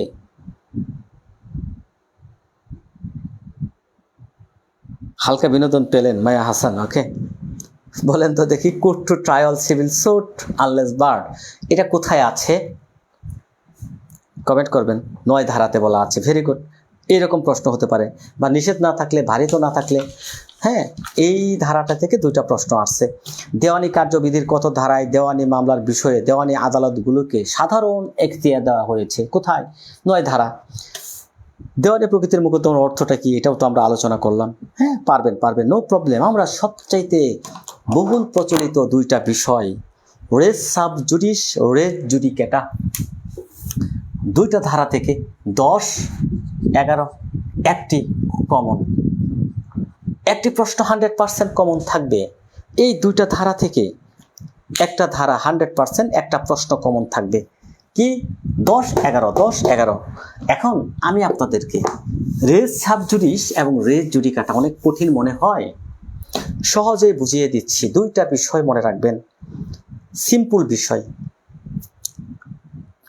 আমার ক্লাসটা এই মুহূর্তে মনোযোগের সাথে দেখেন। দুইটা ধারা জীবনেও কখনো ভুলবেন না। মৃত্যু হয়ে যাবে আপনার, উকালতি শেষ হয়ে যাবে, ওকালতি করতে করতে শেষ হয়ে যাবে, তবুও বলবেন না। একটু মনোযোগ দেন ভাইয়েরা আমার, কারণ আপনি তো পাশ করার জন্য না, আপনার ভবিষ্যতে আইনজীবী হয়ে মানুষকে সেবা দেওয়ার জন্য আপনি আইনজীবী হবেন। অনেক বিষয় জানার আছে, দেওয়ানি কার্যবিধি, ফৌজদারি কার্যবিধি যদি আস্তে আস্তে পড়েন না, অনেক কিছু জানতে পারবেন। সো আমরা এখানে 10 ধারাটা প্রথমে দেখব। 10 ধারা, 10 ধারাতে যে বিষয়টা মনে আছে মনে রাখবেন। এখানে বলা হচ্ছে res stay of suit. Stay of suit মানে মোকদ্দমা স্থগিত রাখা বা রেস সাব জুডিস যাকে বলা হয়। Res sub judice, sub judice, res sub judice, stay of suit, stay of suit. প্রশ্ন কিন্তু এখানে হতে পারে রেস সাব জুডিস কত ধারার বিধান, স্টে অফ স্যুট কত ধারার বিধান। স্টে অফ স্যুট মোকদ্দমা স্থগিত রাখা, একটা মোকদ্দমা কি রাখা, স্থগিত। এখন এখানে কয়েকটা বিষয় মনে রাখতে হবে। যে রবি আপনি আগেই 15 ধারায় চলে যান কেন ভাই? আমরা তো এখন 10 ধারা 11 ধারাতে আছি, আস্তে আস্তে যাই না, আস্তে আস্তে যাই। ওকে, কনস্ট্রাকটিভ রেস জুডিকেশন ব্যাখ্যা করবেন স্যার? হ্যাঁ অবশ্যই অবশ্যই, আকিব মাহমুদ করব, ওয়েট করেন। এখন আমি যে টেকনিকে আপনাদেরকে বলবো, 2টা বিষয় মনে রাখবেন। স্টে অফ স্যুটের ক্ষেত্রে দেখেন, একই পক্ষ বলতে বাদী ভার্সেস বিবাদী। একই পক্ষ, একই এখতিয়ারবান আদালত।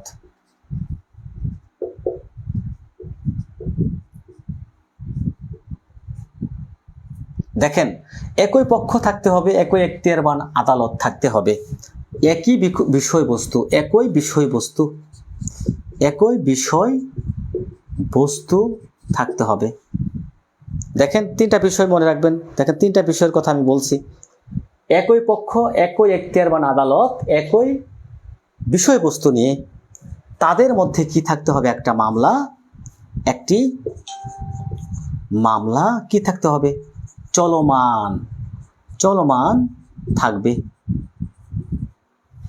এবং ওই পক্ষ, একই পক্ষগণের মধ্যে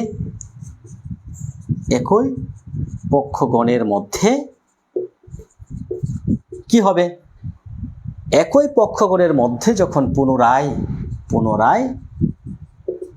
আরেকটি মামলা দায়ের হবে, আরো একটি মামলা, তখন এই যে আরেকটি মামলা, পরের মামলাটা কি হবে, স্টে অফ স্যুট। তাহলে আমি উদাহরণটা দেব। উদাহরণ দেওয়ার পূর্বে, স্টে অফ স্যুট 9 ধারায় কেন হবে শিমুল সুলতানা? 10 ধারা। একই পক্ষগণের মধ্যে হতে হবে, যেমন বাদী এবং বিবাদী একই এখতিয়ারবান আদালতের মধ্যে হতে হবে, একই বিষয়বস্তু হতে হবে। একটি মামলা যখন চলমান থাকবে, একই পক্ষগণের মধ্যে একই বিষয়বস্তু নিয়ে পরবর্তীতে যখন, তাহলে একই পক্ষগণের মধ্যে এই যে একই বিষয়বস্তুটা নিয়ে পরবর্তীতে যখন আরেকটি মামলা দায়ের হবে, পরের মামলাটা স্টে অফ স্যুট হবে, তবে ন্যায় বিচারের স্বার্থে এখানে আদালত প্রথম মামলাটা স্টে রাখতে পারেন। এখন এটা কিভাবে মনে রাখবেন, উদাহরণটা একটু দিয়ে নেই। দেখেন, ধরেন করিম একটা জমি নিয়ে তিনি কি করলেন, দখল পুনরুদ্ধার নিয়ে রহিমের বিরুদ্ধে একটা মামলা করলেন। কোথায়? ধরেন সিনিয়র সহকারী জাজ আদালতে, ধরেন ময়মনসিংহ। এখন আবার রহিম কি করলেন, তিনি এই জমিটা তার দখলে আছে, তিনি একটা ঘোষণা মামলা করলেন। তিনি কি করলেন, যুগ্ম জেলা জাজে করলেন। কথার কথা, যুগ্ম জেলা জাজে অথবা সিনিয়র সহকারী জাজেই করলেন। তিনি ঘোষণা চাইলেন, রহিম চাইলেন এই জমিটা নিয়ে, এই ভূমিটা নিয়ে ঘোষণা মামলা করলেন। পরবর্তীতে আবার বলি, আরেকটা উদাহরণটা একটু ক্লিয়ার করে দিই। ধরেন এই জমিটা নিয়ে করিম এবং রহিমের মধ্যে বিরোধ। করিম এবং রহিম এই জমিটা দখলে আছে। করিম কি করলো, এই জমিটা পুনরুদ্ধার, দখল পুনরুদ্ধারের মামলা করলো। দখল পুনরুদ্ধার, এখানে বাদী রহিম হয়ে একটা মামলা করলো, ধরেন 8/25 সালে, 24 সালে দিই না, 24 সালে দিই, মামলা চলমান আছে, এই মামলা চলমান। পরবর্তীতে রহিম কি করলো, তার দখলে আছে, তিনি একটা ঘোষণা চাইলেন। ঘোষণা তিনি করলেন, এখানে ধরেন 25 সালে গিয়ে একটা মামলা করলেন, যে মামলার নাম্বার ধরেন 40/25। এই যে রহিম ঘোষণা চেয়ে একটা মামলা করলেন, বিবাদী করলেন করিমকে, অর্থাৎ একই পক্ষগণের মধ্যে একই ভূমি নিয়ে যখন একটা মামলা চলমান থাকা অবস্থায় 8 নাম্বার 40 মামলাটা চলমান আছে, পরবর্তীতে রহিম যখন আবার ঘোষণা চাইলেন 40/25 নাম্বার মামলা, এই যে পরের মামলাটা, এই মামলাটা আদালত স্থগিত রাখবে। কথা বোঝা গেছে? মানে দুইটা পক্ষের মধ্যে এক পক্ষ যদি অপর পক্ষকে বিবাদী করে একটা মামলা দায়ের করে, ওই মামলাটা চলমান আছে, পরবর্তীতে ওই পক্ষ কি করলো, উকিলের সাথে বুঝতে গেল, সে বললো আপনি একটা মামলা কইরা দেন, সেও কি করলো, একটা মামলা কইরা দিল একই পক্ষগণের মধ্যেই। তখন ন্যায় বিচারের স্বার্থে পরের যে মামলাটা এটা স্থগিত থাকবে। অনেক ক্ষেত্রে ন্যায় বিচারের স্বার্থে প্রথম মামলাটিও স্থগিত থাকতে পারে। স্টে অফ সুট, অর্থাৎ এখানে যে বিষয়টা একই আদালত, একই এখতিয়ারবান আদালত থাকতে হবে, এখতিয়ারবান একই পক্ষ থাকতে হবে, একই বিষয়বস্তু, মানে যে বিষয়টা নিয়ে মামলা করবেন ওই বিষয়টার উপরই হতে হবে, একটা মামলা চলমান থাকতে হবে, এবং পরবর্তীতে যদি ওই পক্ষগণের মধ্যে ওই বিষয়বস্তুটা নিয়ে একই এখতিয়ারবান আদালতে কোনো মামলা করে, পরের মামলাটা স্টে অফ সুট। নেট তো প্রবলেম না, নেট তো ঠিক আছে ভাই, এখন তো হাই স্পিডে নেট চলমান আছে আরমান শিপন, তবে আজকে একটু net problem. Stay of suit বুঝতে পেরেছেন কিনা কমেন্ট করবেন। স্টে অফ সুট বুঝতে পারলে, স্টে অফ সুট বুঝতে পারলে রেস জুডিকাটা সহজ। কমেন্ট করবেন বুঝতে পেরেছেন কিনা, স্টে অফ সুট বুঝতে পেরেছেন কিনা কমেন্ট করবেন। অনেকেই ঝরে যাচ্ছে, ঘুমিয়ে পড়তেছে, 12টা 19 বাজে, ও বাবা 1 ঘন্টা 10 মিনিট হয়ে গেছে ক্লাস, 1 ঘন্টা 10-15 মিনিট হয়ে গেছে। আরমান শিফন, সবাই বুঝতে পেরেছেন কিনা? স্টে অফ সুট 10 ধারা, এটাকে বলা হয় res sub judice, res sub judice. Okay, comment করবেন বুঝতে পেরেছেন কিনা। আমরা যদি এটা বুঝতে পারি তাহলে আমরা চলে যাচ্ছি 11 ধারাতে, রেজ জুডিকেটা। কোথায় চলে যাব? হ্যাঁ, একটা বিষয়, চলমান মামলা থাকবে, পরের মামলা স্থগিত হবে। সিরাজ খান, আবার বলবো, এখন একই পক্ষ, ধরেন আমার সাথে আপনার একটা জমি নেওয়া বিরোধ, সিরাজ ভাই আমার সাথে আপনার একটা জমি নেওয়া বিরোধ আছে, এখন ওই জমিটা ধরেন আমার দখলে, আপনি একটা মামলা করলেন আদালতে দখল উদ্ধারের জন্য। এখন আমি আবার কিছুদিন পরে কি করলাম, যে সে দখল উদ্ধার চাচ্ছে, এই জমিটা তো আমার, আমি যে ঘোষণামূলক একটা মামলা করলাম, আপনার কিছুদিন পর আপনার মামলা কিন্তু চলমান আছে, এই যে কিছুদিন পর ওই জমিটা নিয়ে আপনার আর আমার মধ্যে বিরোধ, একই এখতিয়ারবান আদালতে একই বিষয়বস্তু নিয়ে আপনার আর আমার মধ্যে, মানে একই পক্ষ, যখন একটা মামলা চলমান থাকবে, পরের মামলাটা করলে সেটা স্টে হবে। স্টে, যেমন আমি পরবর্তীতে ঘোষণা যায় যখন চাবো, তখন আমার মামলাটা আদালত কি করবে, স্টে অফ সুট করে দিবে। আরমান শিপন, বুঝতে পেরেছেন কিনা? দ্বিতীয় মামলাটা স্টপ হবে, তবে ন্যায় বিচারের স্বার্থে প্রথম মামলাটা স্টপ থাকতে পারে। এখন আমরা চলে যাচ্ছি 11 ধারা। 11 ধারা রেস জুডিকেটা, রেস জুডিকেটা। যারা বুঝতে পারেন নাই কমেন্ট করবেন, আমি বলবো। নীলিমা সুলতানা, নীলিমা স্যার 10টা থাকি ক্লাস হলে কি ভালো হয়? আরে ভাই ঘোষউদ্দিন জিয়া, আপনি অপ্রাসঙ্গিক মাঝে মাঝে 2-1টা কমেন্ট করেন, এরকম কেন? আমি কিন্তু আপনাদেরকে বলেছি ভাই, আমি অনেক চেষ্টা করি, 10টা ক্লাস নেওয়া সম্ভবই না।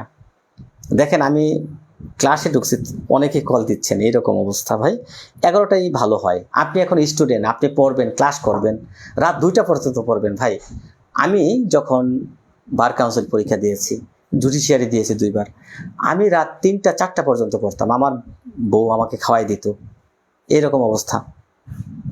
অর্থাৎ একটি মুরগি হাফ কেটে আনা মুরগি কাটতে যাওয়া যাবে না। বাবা, চমৎকার কমেন্ট শিউলি খান।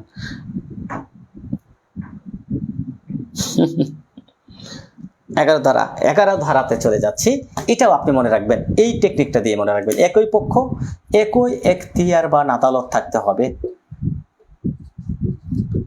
আদালত একই বিষয়বস্তু, ওই একই বিষয়বস্তু নিয়ে একটা মামলা চলমান থাকবে না। একটা মামলা কি হয়েছে, পূর্বে চূড়ান্ত নিষ্পত্তি হয়েছে, চূড়ান্ত নিষ্পত্তি। একটা মামলা যখন চূড়ান্ত নিষ্পত্তি হয়ে যাবে, ওই চূড়ান্ত নিষ্পত্তিকৃত বিষয় নিয়ে পরবর্তীতে আপনি যদি পুনরায় ওই একই পক্ষগণের মধ্যে একই বিষয়বস্তু নিয়ে একই এখতিয়ারবান আদালতে মামলা করতে যান, সেটা কি হবে, সরাসরি খারিজ। এটা কিন্তু ইশতেহার হওয়ার সুযোগ নাই, এটা ডাইরেক্ট খারিজ হয়ে যাবে, খারিজ। সিম্পল বিষয়। একই পক্ষগণের মধ্যে একই এখতিয়ারবান আদালতে একই বিষয়বস্তু লইয়া একটি মামলা যখন পূর্বে মানে আগেই চূড়ান্তভাবে নিষ্পত্তি হয়ে যায়, পরবর্তীতে ওই পক্ষগণ বা তাদের পরবর্তী কোনো উত্তরাধিকারী হতে পারে, তাদের মধ্যে যখন ওই বিষয়বস্তুটা লইয়া পরবর্তীতে আবার কোনো মামলা দায়ের করা হয়, সেটা খারিজ সরাসরি। ভাই গো বোনেরা গো, 2 মাস না ঘুমালে কিছু হবে না, স্যার যেভাবে চান সেভাবে পড়াবে। মায়া হাসান, মাঝে মাঝে একটু মজা করতে হয়, আপনারা কমেন্ট দেন, মাঝে মাঝে মজা। দুবারা দোষ, ভেরি গুড। এটাকে বলা হয় দুবারা দোষ বা রেস জুডিকেটা, দুবারা দোষ। অর্থাৎ উদাহরণ দেই, কেমন উদাহরণটাতেই এরকম। এই যে রহিম আর করিম, 2 জন ব্যক্তির মধ্যে একটা মামলা আছে, রহিম এবং করিম। ধরেন এই 2 জন এই জমিটা নিয়ে মামলা চলমান থাকা অবস্থায় রহিম কি হলো, এই মামলায় ডিক্রি পেয়ে গেলেন। এখন দেখা যাচ্ছে এই মামলাটা যখন ছিল, ধরেন 15/2020 সালে একটা মামলা। এটা কি হয়েছে, এই মামলাটা চূড়ান্তভাবে কি হতে হবে, চূড়ান্তভাবে নিষ্পত্তি হতে হবে, চূড়ান্তভাবে যখন এই মামলাটা নিষ্পত্তি হয়ে যাবে, পরবর্তীতে করিম সাহেব কি করলো, 2025 সালে আইসা এই জমিটা নিয়ে তিনি একটা মামলা করলেন, আরেকটা মামলা করলেন। এই যে পরবর্তীতে করিম যখন রহিমকে বিবাদী করে, অর্থাৎ একই পক্ষগণের মধ্যে একই বিষয়বস্তু নিয়ে যে বিষয়টা আদালত চূড়ান্তভাবে নিষ্পত্তি করে দিয়েছেন, পূর্বে এটা চূড়ান্তভাবে নিষ্পত্তি হইয়া গেছে, পরবর্তীতে যখন তিনি আবার আরেকটা মামলা দায়ের করবেন, সেটাকে কি বলা হয়, দুবারা দোষ, রেজ জুডিকাটা। এই যে পরে আরেকটা মামলা করবেন 2025 সালে আইসা, যেটা 2020 সালেই চূড়ান্তভাবে নিষ্পত্তি হয়ে গেছে, ওই মামলাটা যখন আবার করবেন সেটা খারিজ হয়ে যাবে, খারিজ। বুঝতে পেরেছেন কিনা কমেন্ট করবেন। অর্থাৎ একটু পানি পান করি, গলা ঢেবে যাচ্ছে।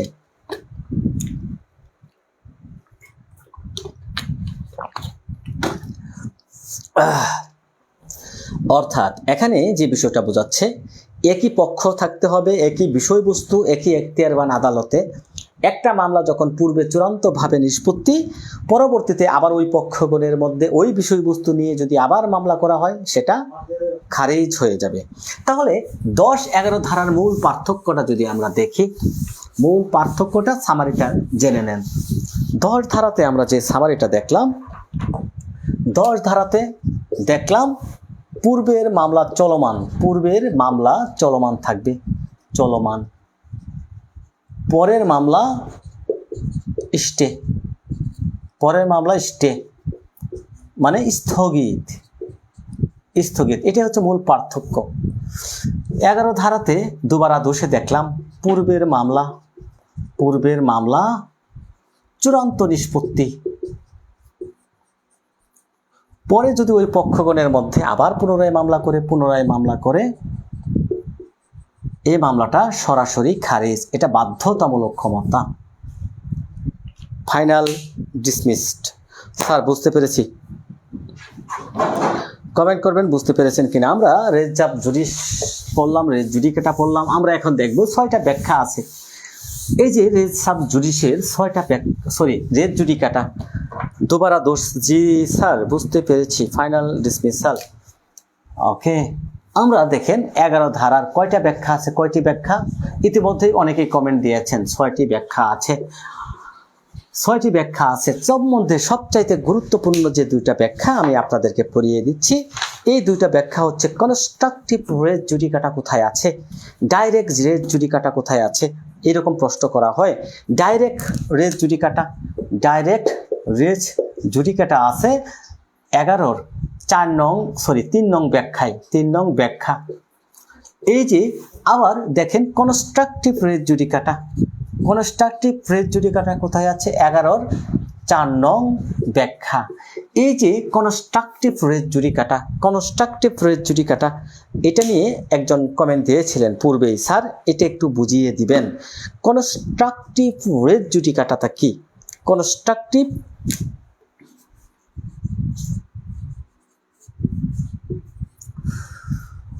রেজ জুডিকাটা, এই যে কনস্ট্রাকটিভ রেজ জুডিকাটা যারা বুঝেননি তারা একটু বুঝে নেন। 6টি ব্যাখ্যার মধ্যে সবচেয়ে গুরুত্বপূর্ণ হচ্ছে কনস্ট্রাকটিভ রেজ জুডিকাটা। এটা যারা বুঝেননি তারা একটু বুঝে নেন। দেখেন 10-11 ধারা বোঝালে 1 ঘন্টা লাগে। আমরা তো 33 ধারা পর্যন্ত পড়ব। অনেকেই ঝিমিয়ে যাচ্ছেন, ঘুমিয়ে যাচ্ছেন, অনেকে যে কি পড়াচ্ছে আর ভালো লাগছে না, থাক কালকে পড়ি। এটা যারা করবেন তারাই ফেল করবেন। কঠোর পরিশ্রম করতে হবে, কঠোর পরিশ্রমের মন মানসিকতা আপনাকে তৈরি করতে হবে। আমাকে পারতেই হবে, আমাকে এইবার পরীক্ষায় পাশ করতে হবে। আমার জন্য না, আমার ফ্যামিলির জন্য পাশ করতে হবে, আমাকে বিবাহ করার জন্য পাশ করতে হবে। পাশ না করলে আমার যে গার্লফ্রেন্ড আরেকজনের সাথে বিয়ে হয়ে যাবে, ভালো করে বিয়ে হবে না আমার। এইটা চিন্তা করে আপনাকে পড়তে হবে। এই মুহূর্তে রাত জাগতে হবে। ওকে, আমি রাত জাগতে যাতে চেহারা নষ্ট হয়ে গেছে ভাই, আপনাদের পড়াতে গেলে তো আমারও রাত জাগতে হয়। ওকে, 4 নাম্বার যে ব্যাখ্যাটা কনস্ট্রাকটিভ রেজ জুডিকাটা কি। এখানে যে বিষয়টা আপনি দাবি করবেন, অর্থাৎ সমগ্র বিষয় একত্রে দাবি করতে হবে। একত্রে দাবি অর্থাৎ দেওয়ানি আদালতের একটা কথা আছে যে আপনি যখন কোনো একটা বিষয় মামলা করতে যাবেন, স্যার আসি ঘুম নাই খাতি চা, স্যার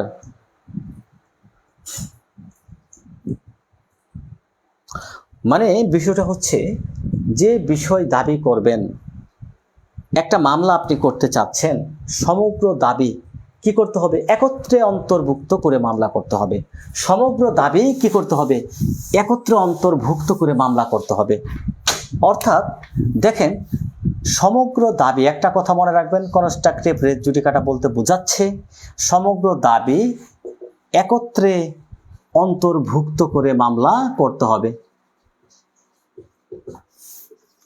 এটা কেমন?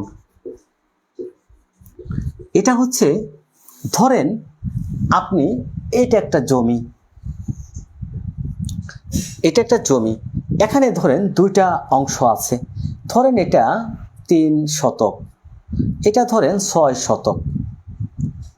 এখন এই জমিটা নিয়ে আপনার সাথে আমার একটা বিরোধ। ধরেন এটা খতিয়ান নাম্বার ধরেন 45, দাগ নাম্বার হচ্ছে ধরেন 115, এরকম একটা মৌজা, এরকম একটা মানে তফসিলভুক্ত একটা জমি। এই দাগ নাম্বার কত? 115 দাগ। 115 দাগের 2 খণ্ড একটা জমি আছে। মোট জমি 10 শতক। একটা অংশ আছে 3, আর একটা অংশ আছে 6, এরকম থাকে না?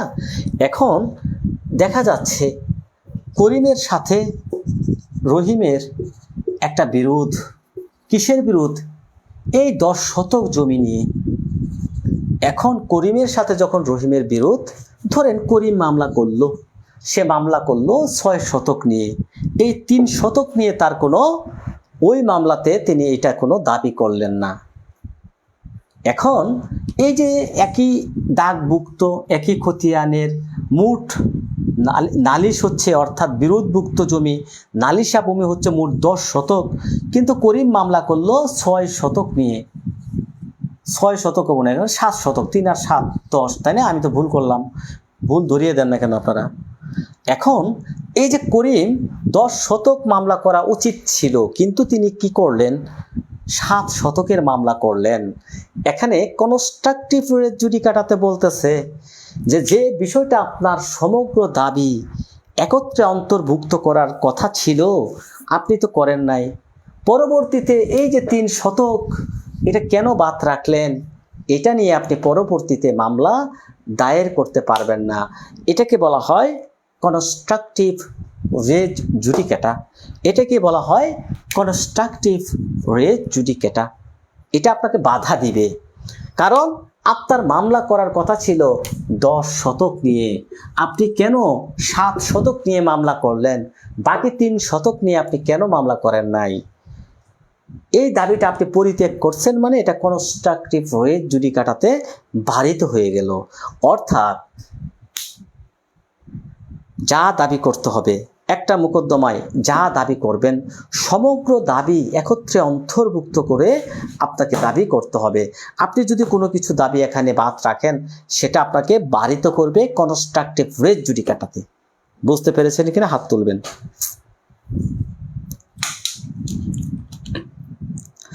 প্রশ্ন এখান থেকে আসিল, দুবারা দোষ বিষয় দেওয়ানি কার্যবিধির কত ধারায় বর্ণিত আছে?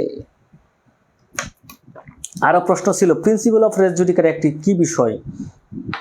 আইনগত বিষয়, ঘটনাগত বিষয়, আইন ও ঘটনার সম্মিলিত বিষয়। হ্যাঁ, উত্তর হবে আইন এবং ঘটনার সম্মিলিত বিষয় হচ্ছে এখানে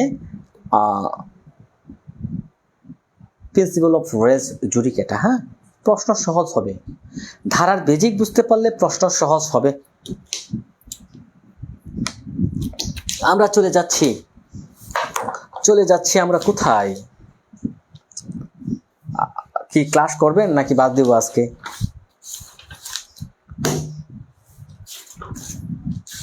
ক্লাস করবেন না বাদ দেব?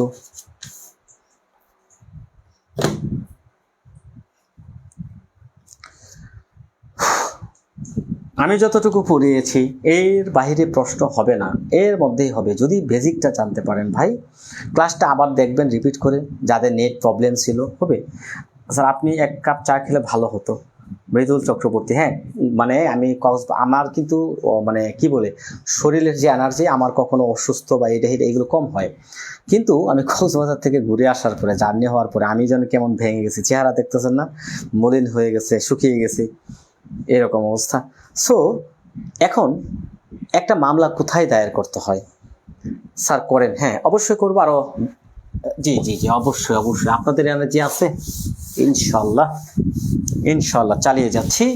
আমরা দেখি কতদূর যাওয়া যায়। চলমান, ভেরি গুড, মাজহারুল ইসলাম। করবো ওকে। একটা মামলা আপনি কোন আদালতে দায়ের করবেন? মামলা এখানে এই যে 3টা আদালত দেখলাম, 3টা আদালতের সর্বনিম্ন আদালতে আপনাকে মামলা দায়ের করতে হবে। সর্বনিম্ন আদালতে, এটা কোথায় বলা আছে? 15 ধারাতে বলা আছে।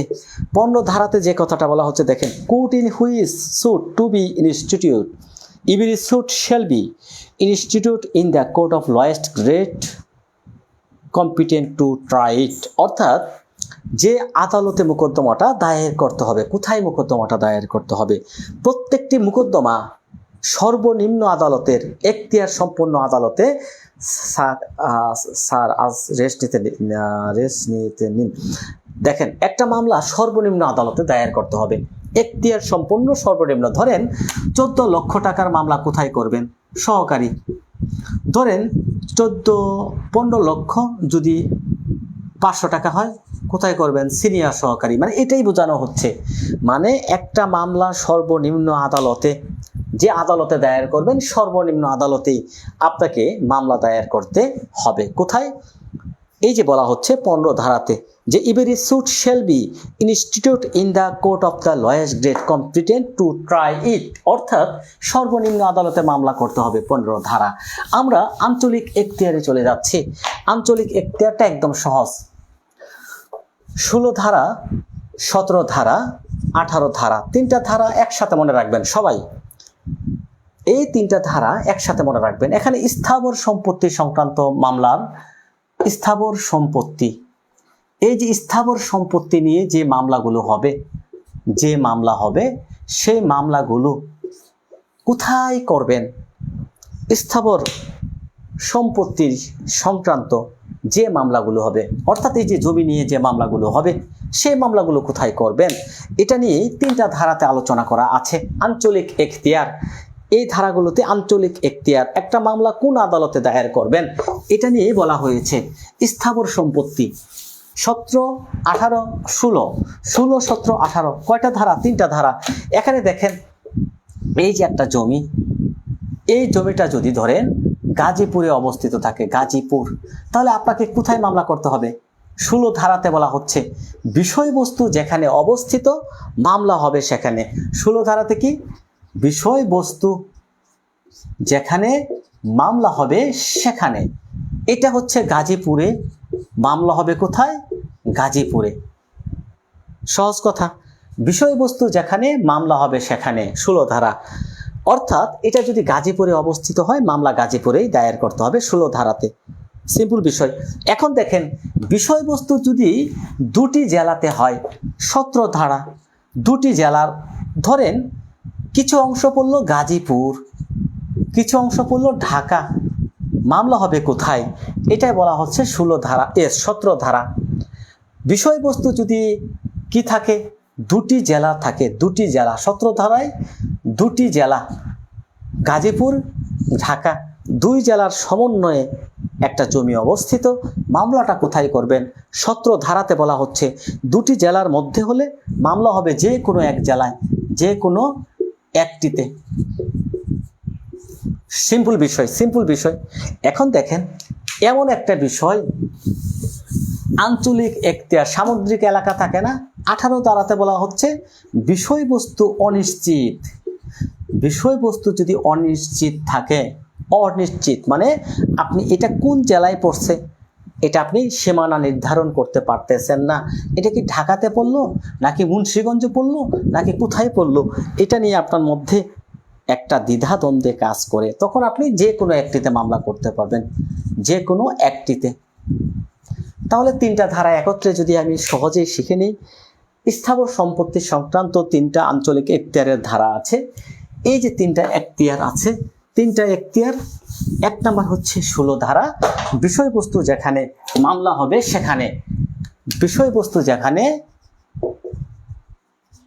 যেখানে মামলা হবে সেখানে। সিম্পল বিষয়। বিষয়বস্তু 2 জেলায় মামলা হবে যে কোনো এক জেলায়, হ্যাঁ, এইভাবে মনে রাখবেন। বিষয়বস্তু অনিশ্চিত মামলা হবে যে কোনো জেলায়। বুঝতে পেরেছেন কিনা কমেন্ট করবেন। যে কোনো একটাতে, হ্যাঁ। 18 ধারা অনিশ্চিত, মামলা হবে যে কোনো একটি ধারায়, একটি জেলায়। কমেন্ট করবেন বুঝতে পেরেছেন কিনা। আমরা আরও এগিয়ে যাব সামনের দিকে। অস্থাবর সম্পত্তি এবং ক্ষতিপূরণের মামলা কোথায় দায়ের করতে হবে, কত ধারাতে? 16, 17, 18 সিআরপিসি 177, 179, 182। বাহ, সায়েদ খান চমৎকারভাবেই কিন্তু তিনি তুলে ধরেছেন। ওকে, প্রিয় ভবিষ্যৎ আইনজীবীগণ, কেমন আছেন সবাই? ওকে, তাহলে দেখেন আমরা আঞ্চলিক এখতিয়ার পর্যন্ত আজকে রাখবো। আমিও এনার্জি পাচ্ছি না অনেকক্ষণ, আপনারও এনার্জি নষ্ট হয়ে যাচ্ছে। আচ্ছা, আপনারা কি বোরিং ফিল করতেছেন? 3টা ধারা একসাথে মনে রাখবেন, ঠিক আছে? অনিশ্চিত হলে মামলা হবে 18 ধারায়। হ্যাঁ, কি বুঝতে পেরেছেন? কমেন্ট করবেন। যারা না বুঝতে পারলেন, যারা না বুঝতে পারেন তারাও কমেন্ট করবেন, স্যার বুঝি নাই। চলে যাচ্ছি, অস্থাবর বা ক্ষতিপূরণের মামলা কোথায় দায়ের করবেন? অস্থাবর বা ক্ষতিপূরণের মামলা, অস্থাবর বা ক্ষতিপূরণের মামলা কোথায় দায়ের করতে হবে এটা নিয়ে বলা আছে 19 ধারা, 20 ধারা। 19 এবং 20 দুইটা একসাথে মনে রাখবেন। কোথায় বলা আছে কমেন্ট করবেন। কোথায় বলা আছে? আরমান শিপন, না স্যার মানে না স্যার কি? না স্যার, না বলতে কি বোঝাচ্ছে? হ্যাঁ, অস্থাবর, অস্থাবর, অস্থাবর ক্ষতিপূরণ 19-20। এখন দেখেন, ব্যক্তি বা অস্থাবর সম্পত্তির প্রতি অনিষ্টের জন্য ক্ষতিপূরণের মামলা কোথায় দায়ের করবেন? এখানে উদাহরণ আছে, পড়তে হবে উদাহরণ। যেমন ধরেন এ নামক ব্যক্তি, দেখেন উদাহরণটা, এ নামক ব্যক্তি চট্টগ্রামে থাকে। কোথায় থাকে? চট্টগ্রামে থাকে। চট্টগ্রামে থাকে, বসবাস করে, বসবাস। উদাহরণটা পড়লে আপনি এটা শিখে ফেলবেন। সে এবং সে বিকে ঢাকায় মারধর করে। এ নামক কি করলো? বিকে মারধর করলো। মারধর কোথায়? ঢাকায়। আবার বলা হচ্ছে দেখেন, বি ঢাকা অথবা চট্টগ্রামে এর বিরুদ্ধে মোকদ্দমা দায়ের করতে পারবে। এখন এ কি করলো? বিকে মারলো, মারপিট করলো। এখন বি এর বাড়ি কোথায়? চট্টগ্রাম। এর বাড়ি কোথায়? চট্টগ্রাম। বি কে কোথায় মারলো? ঢাকায়।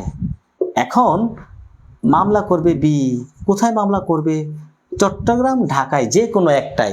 চট্টগ্রাম অথবা ঢাকায় যে কোনো একটাই মামলা করতে পারবে, অস্থাবর বা ক্ষতিপূরণের মামলা। 20 ধারাতে কি আছে দেখি। 20 ধারাতে দেখেন, এখানে যে স্থানে বিবাদী বসবাস করে বা নালিশের কারণ উদ্ভব হয় সেখানে অন্যান্য মোকদ্দমা দায়ের করতে পারবে। অর্থাৎ 20 ধারাতে সিম্পল বিষয়, যেখানে কি করে দেখেন, বিবাদী বসবাস করে, যেখানে বিবাদী বসবাস করে অথবা কজবেকশন বা নালিশের কারণ উদ্ভব হয়, নালিশের কারণ ঘটে, কারণ উদ্ভব হয়। আবারও বলা হচ্ছে দেখেন আরেকটা বিষয়, সেখানে অন্যান্য মোকদ্দমা, অর্থাৎ যেখানে বিবাদী বসবাস করে, নালিশের কারণ উদ্ভব হয়, যে কোনো এক জায়গায় মামলা করা যাবে।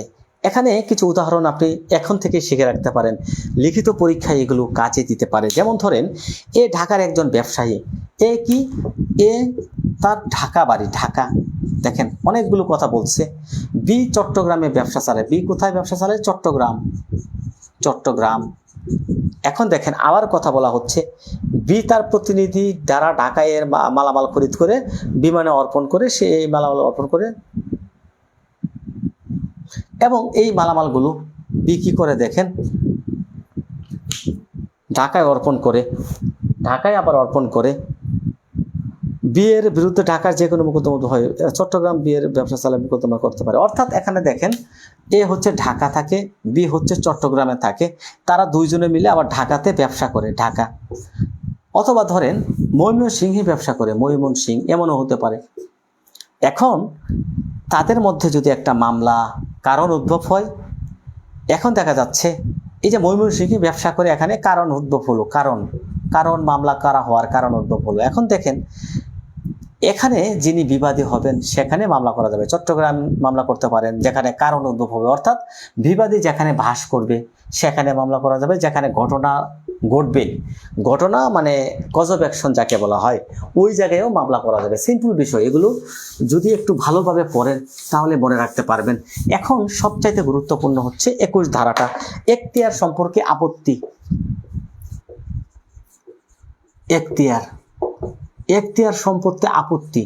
এই যে এখতিয়ার, আমরা স্থাবর সম্পত্তি কত ধারা থেকে কত ধারা, 16 থেকে 18, অস্থাবর সম্পত্তি কত ধারা থেকে কত ধারা, 19, 20।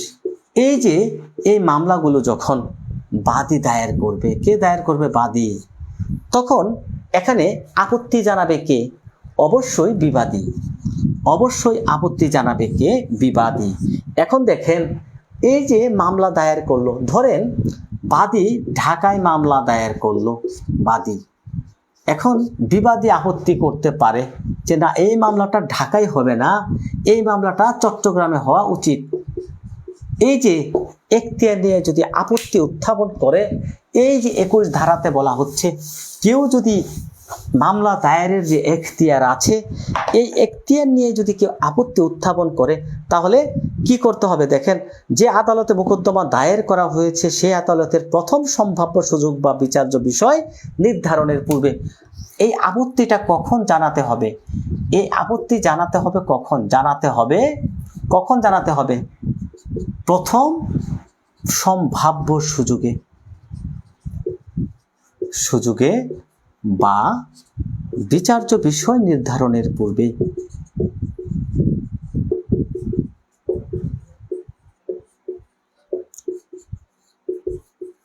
এই দুইটা মনে রাখেন, এখতিয়ার নিয়ে যদি কোনো আপত্তি থাকে তাহলে কি করতে হবে, প্রথম সম্ভাব্য সুযোগে অথবা বিচার্য বিষয় নির্ধারণের পূর্বেই আপত্তিটা জানাতে হবে। হ্যাঁ,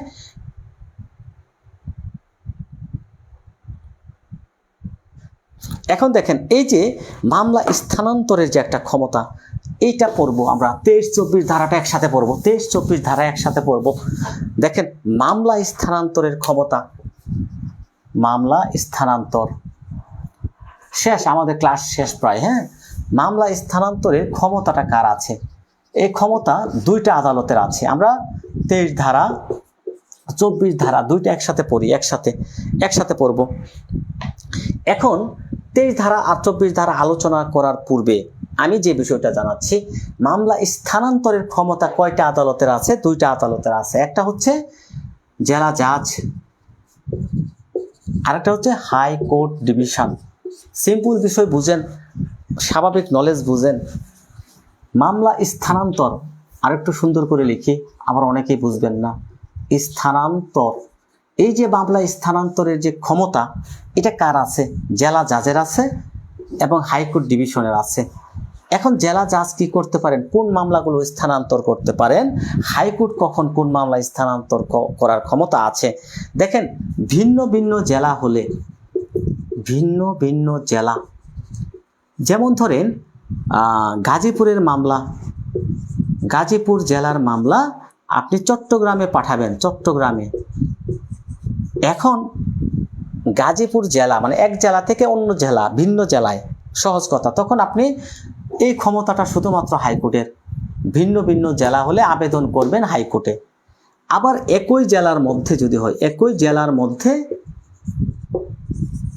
দেখা যাচ্ছে এক সহকারী জাজ আদালত থেকে আরেক সহকারী জাজ আদালতে, এক সিনিয়র সহকারী জাজ আদালত থেকে আরেক সিনিয়র সহকারী জাজ আদালতে, একই জেলার মধ্যে যদি হয় তখন জেলা জাজ আদালতে আপনাকে আবেদন জানাতে হবে। এই ক্ষমতাটা হচ্ছে জেলা জাজ আদালতের।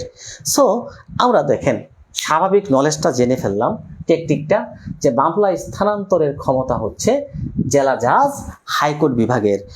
একই জেলার মধ্যে যদি হয়, এক আদালত থেকে অন্য কোনো আদালতে, এক জেলার মধ্যে যদি হয় তখন জেলা জাজে দরখাস্ত দিতে হবে। হাইকোর্ট বিভাগে কখন দরখাস্ত দিবেন? এক জেলা থেকে অন্য জেলার মধ্যে যদি মামলা ট্রান্সফার করতে চান, বদলি করতে চান, স্থানান্তর করতে চান, তখন হাইকোর্টে আবেদন করতে হবে। মনে থাকবে।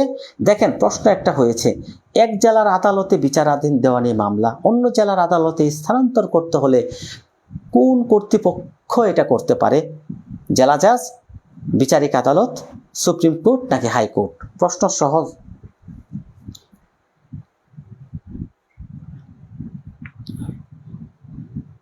আরেকটা প্রশ্ন দেখেন, একটি জেলা জাজ আদালতের নিম্নে কোন বিচারিক কার্যক্রমের বিরুদ্ধে নিষেধাজ্ঞা দিতে পারে? সিম্পল প্রশ্ন, এগুলো পারবেন, এগুলো সহজ প্রশ্ন। দেখেন আমরা মোকদ্দমা দায়ের পড়ব 26 ধারা, এটা আপনারা জানেন। 27 ধারা সমন, হাজির না হলে দণ্ড। এগুলো আমরা আগামীকাল থেকে শুরু করব। দেওয়ানি কার্যবিধির আদেশ যখন শুরু করব, এগুলো আদেশের মধ্যেও আসবে। আজকে আর না, আগামীকালকে আমরা পড়ব আদেশ। কত ধারা থেকে? আদেশ 1 থেকে 8 পর্যন্ত পড়ব, 8, এবং ধারা পড়ব এখান থেকে আমরা 26 থেকে 35-এর ক। আগামীকাল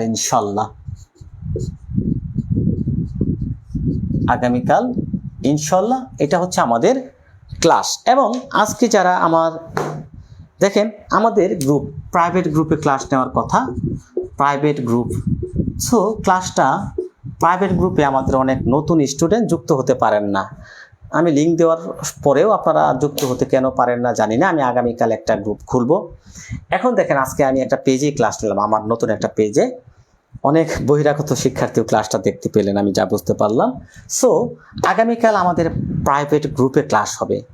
এই প্রাইভেট গ্রুপের লিঙ্কটা আমি আপনাদেরকে দেব। সবাই দয়া করে লিঙ্কে টাচ করবেন।